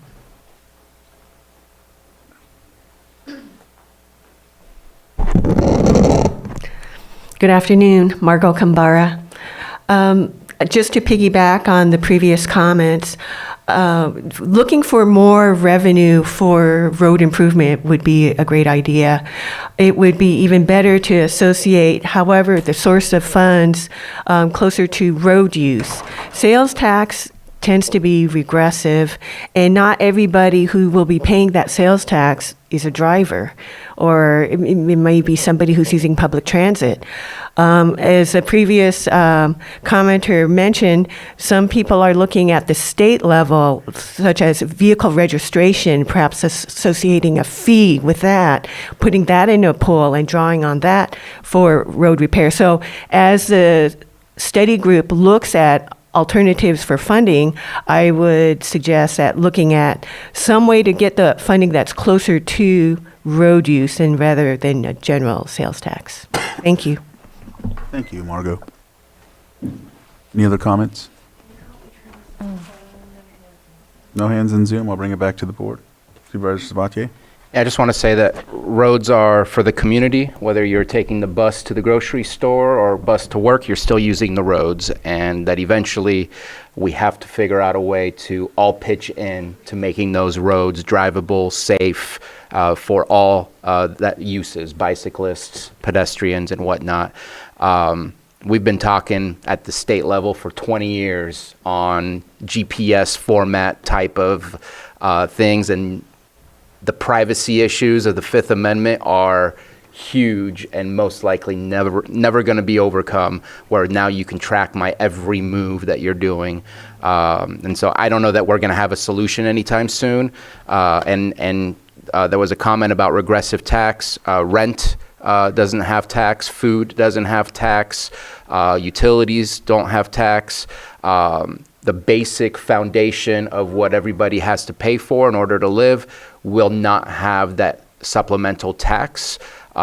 If you have a lot of money and you're spending a lot of money, then on other goods that are taxable, I just don't see that as being regressive to hurt the most vulnerable in our communities. And there's a benefit that comes back to the community where they will increase property values. It will allow businesses to save money on fixing their vehicles and putting it into their businesses to grow. I just see nothing but potential positives. So I'm looking forward to what you bring back to us. No.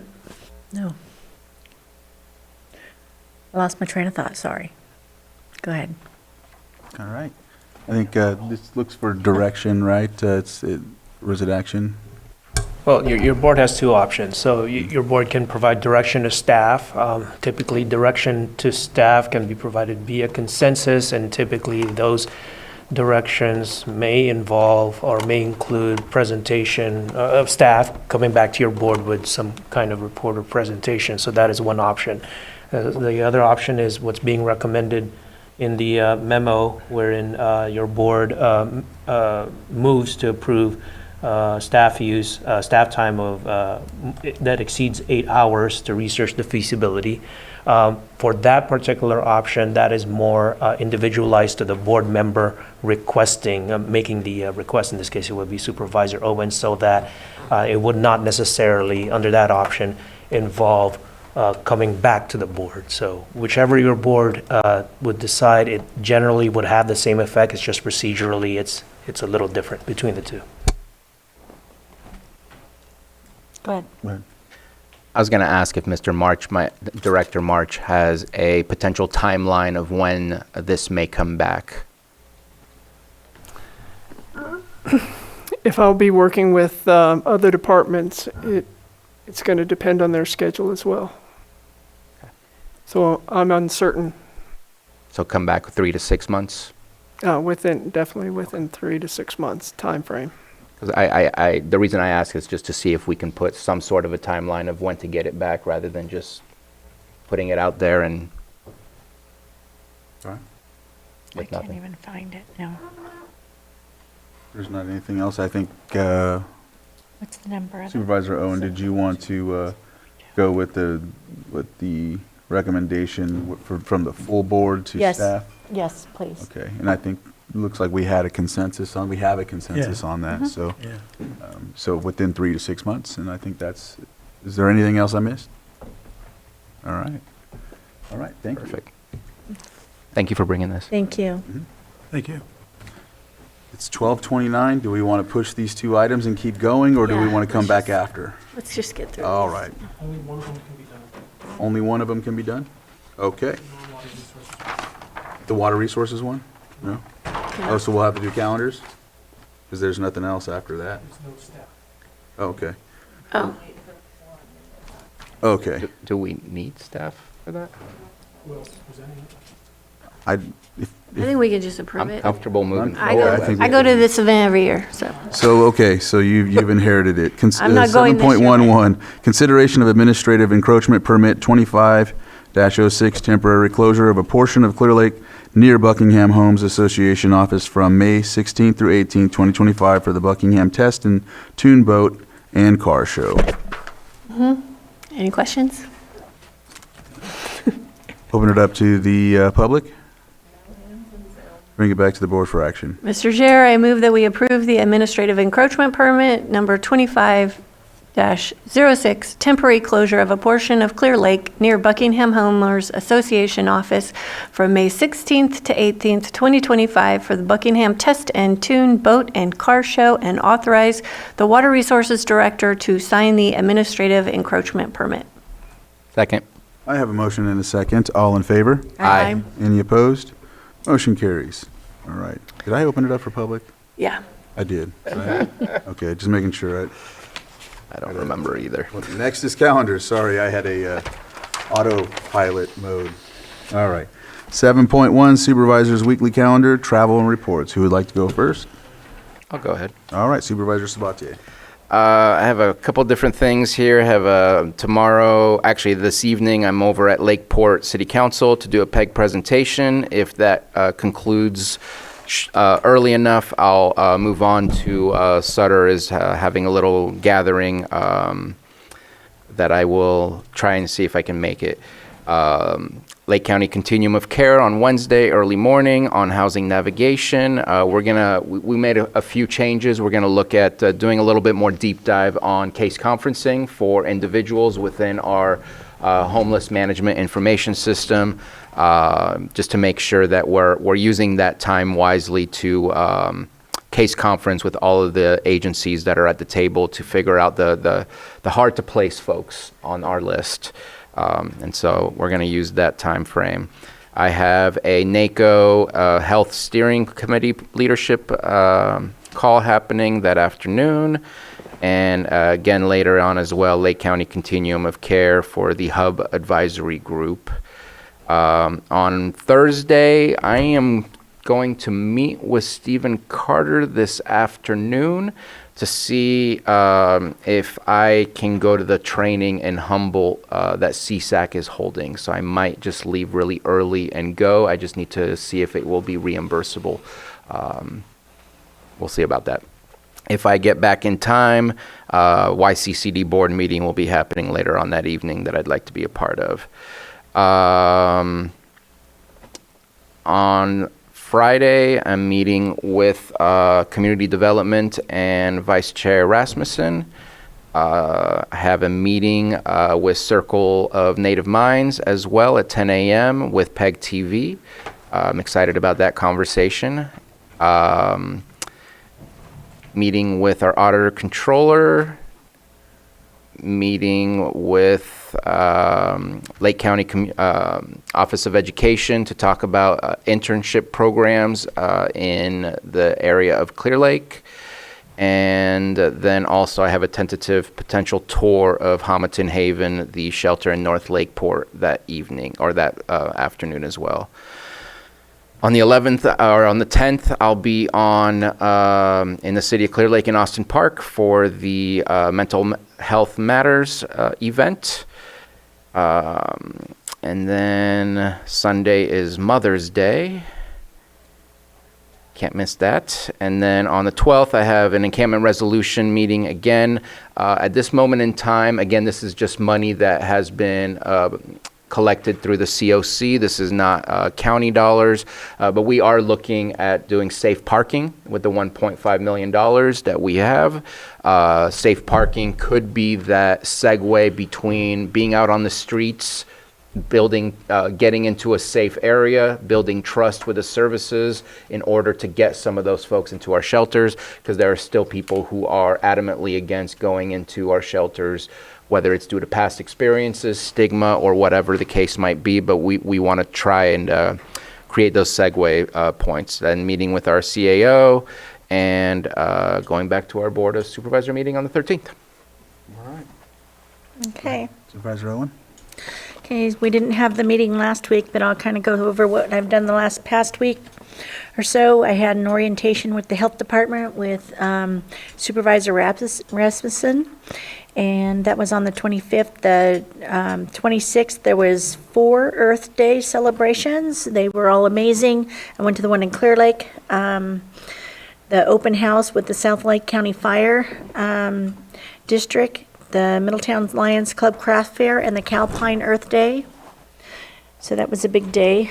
I did a tour with Lars Ewing, our Public Works Department, and went to the Middletown parks. We have a new park that looks like it's going to be going in there that Sutter owns. We're trying to put something together with that. We also toured the landfill in Clear Lake and looked at the new expansions on what's going to be going on there. I met with the Valley Oats project. They're looking to start getting busy and starting to build some homes in that area. That's there by Grocery Outlet. Went to the Lower Lake Action Group dinner. Blue Zones meeting on the 1st. May 1st was the Blue Zones meeting. That was a really good presentation. We learned a lot at that meeting. Good food, yes, good food. I put together a predator meeting. We've been losing a lot of livestock and having some issues with some large predators. So we pulled together a meeting on that on the 2nd. Hidden Valley Lake Firewise Community meeting or awareness event was on Saturday. And then I had a baby shower for my daughter at my house. We're going to be meeting this week sometime. I don't know the exact date yet. We're waiting for him to get back with us to tour Mount Knockdai. And do you have the date? 15th. On the 15th? Okay. So that'll be the following week then. South Lake County Firewise meeting at 2 p.m. on Wednesday. And that'll be home preparation. On Thursday, I have Calpine meeting at 9:30. I have a 4 p.m. Lake County Recreation meeting here in Lakeport, and a math meeting with Glenn March at 7 p.m. on Thursday. And that'll have to do with the roads, the county roads, which we were talking about earlier. On Friday, I have a meeting with the Hidden Valley Lake Community Service District, and then Mother's Day is on Sunday. Supervisor Pyska? Yeah, it's been a long couple weeks of travel. 2 weeks ago, after our last meeting, I went to CSAC for the week. Had a really great presentation with my policy meeting with Chief Annalee Berlew, who's the Assistant Director of CAL FIRE, with a presentation on what fire season's going to be looking like.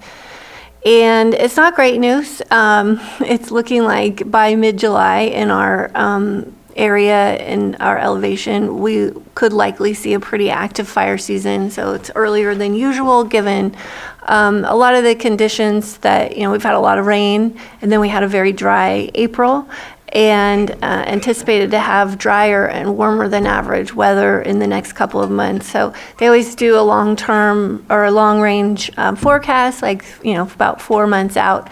So just encouraging everyone to be really ready. And then the following week is when I spent the next several days preparing for my trip to DC, which went really well, testifying with the Senate Banking Committee. Really wonderful bipartisan support for mitigation. How we get there is always up in the air, but it was a really great experience. So I really thank this board for that investment and having the opportunity to share Lake County's story at the national level. So I've been in recovery mode since I came home. Saturday was the Boggs 8-hour race, 20th anniversary, which was very cool to see several hundred people out competing for that race that came back. This is the 4th year back after the fire and 20th anniversary of that race. So it's been a great partnership with Bike Monkey over the years. It's wonderful to see people travel all over the state and country to come visit us. And tomorrow I'm going to be out at Gwinnett, and then Mike Thompson has a virtual town hall. Thursday, Facility Space Committee, Fire Safe Council meeting, and then I've got a meeting with some of my colleague supervisors from Napa and Sonoma County, and then the rec agency. And Friday, tree mortality and forest health. And then Monday, meeting with CAO and back here on Tuesday. Vice Chair? Yes, it's been a long couple of weeks. On the 23rd, I had the tour of the Gwinnett Valley project. Same day, first 5 commission meeting later that afternoon down in Lower Lake. On the 25th, I did a 2-hour radio show on KPFZ. Also went on the tour of the Health Services Department with Supervisor Owen. The 25th and 26th, I attended several of the seaplane fly-in events in Lakeport. Also that weekend attended a fundraiser event for the Clear Lake High School class of 2026. Did week 8 of the Hitch surveys. Also attended the iNaturalist BioBlitz event at the Land Trust Rodman Preserve on the 27th. Later that day served at the Mike Thompson event out at Boutique. Attended COC Encampment Committee resolution meeting with Supervisor Sabatier. Also that day, Supervisor Sabatier and I met with the Gleaners regarding their future expansion project. On the 28th, did a tour of the Social Services Department. On the 29th, had Lake Area Planning Council Executive Committee meeting, filling in for Supervisor Pyska, and then also orientation of APC that same day. And then on the 29th, attended a planning event for a city cleanup coming this weekend. Had a meeting with the Northern Rural Energy Network to help them with some outreach on the Lakeport area in the future. I attended the agricultural departments, which community development was also involved with cannabis training that they provided for cannabis cultivators in Lake County, which was a good learning experience. I had a project meeting with Public Services and the tax collector. I had a meeting with the Chamber's CEO. And then also last week we had continuum of care regular and executive committee meetings. I did a Big Valley and Soda Bay Road trash cleanup last weekend, and again the Hitch survey. And tonight I will most likely attend the Sutter event over in Kelseyville, and I'll wrap it up with that. Save the rest of this week for next report. All right. Thank you for that. So I'll have, let me see, there we go. Good. Tomorrow I have the East Region Town Hall and the CSA in Spring Valley. Thursday, I'm pretty sure you both will be present for the LCRA, or? Yep. Okay, so I'll be on standby in case. Friday, of course, we have the Circle of Native Minds meeting that Supervisor Sabatier brought up, and that's what I have so far. But what I also wanted to mention, go back to last week and the week before, I wasn't able to be at the previous, but this past weekend, Saturday, there was a garbage collection in Lucerne at the castle. From what I understand, going back to Nice, there's a total of 160 tons for both of the Nice events.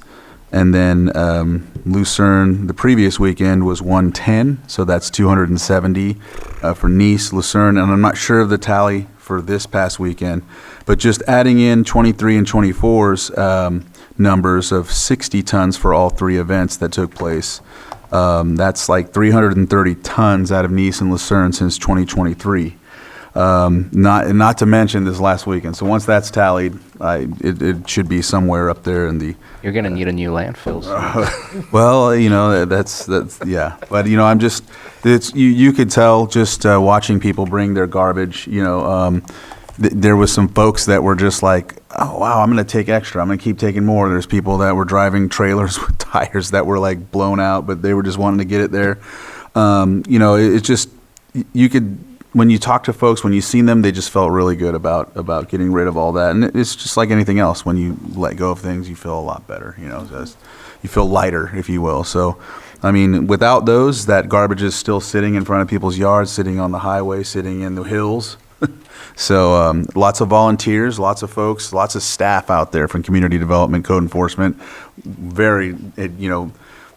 Very enthusiastic, very helpful. Even other staff from I want to say public services and what was it, public works as well. I mean, there was lots of folks out there and some volunteers from different areas. So just really appreciative of the community coming together, and I'm looking at working to get the lake cleaner, the town's cleaner. They're supposed to go around in different areas. I know at the end of the month, on the 31st, at Clear Lake Oaks at the Moose Lodge will be another collection, and then the following week on the 7th of June will be another collection at the Moose Lodge. So we'll see how many that brings.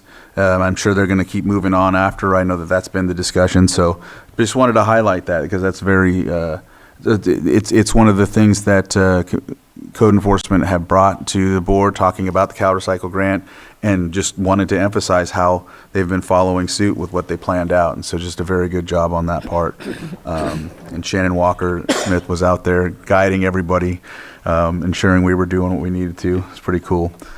So without further ado, I know that again there's Mother's Day this weekend. We got to make sure we honor the moms, and then Monday, CAO meeting, and then I have the Central Region Town Hall meeting, and then back here on Tuesday. So with that, looks like we've completed everything but closed session items, so I'll read those off because when we come back from break, we'll just go straight into closed session.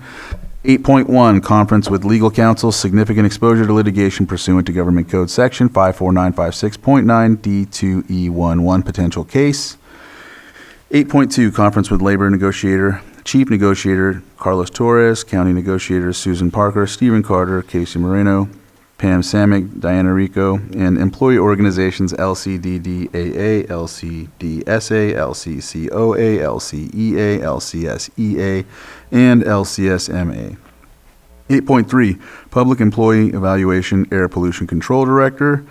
And then 8.4, Public Employee Evaluation Community Development Director. With that, we will break for lunch, and we will come back, it looks like 1:50. Does that sound okay for everybody? Yeah. Come back at 1:50 for closed session, and we'll go straight into it. Thank you again for attending the open session items of our agenda and our meeting today. All right.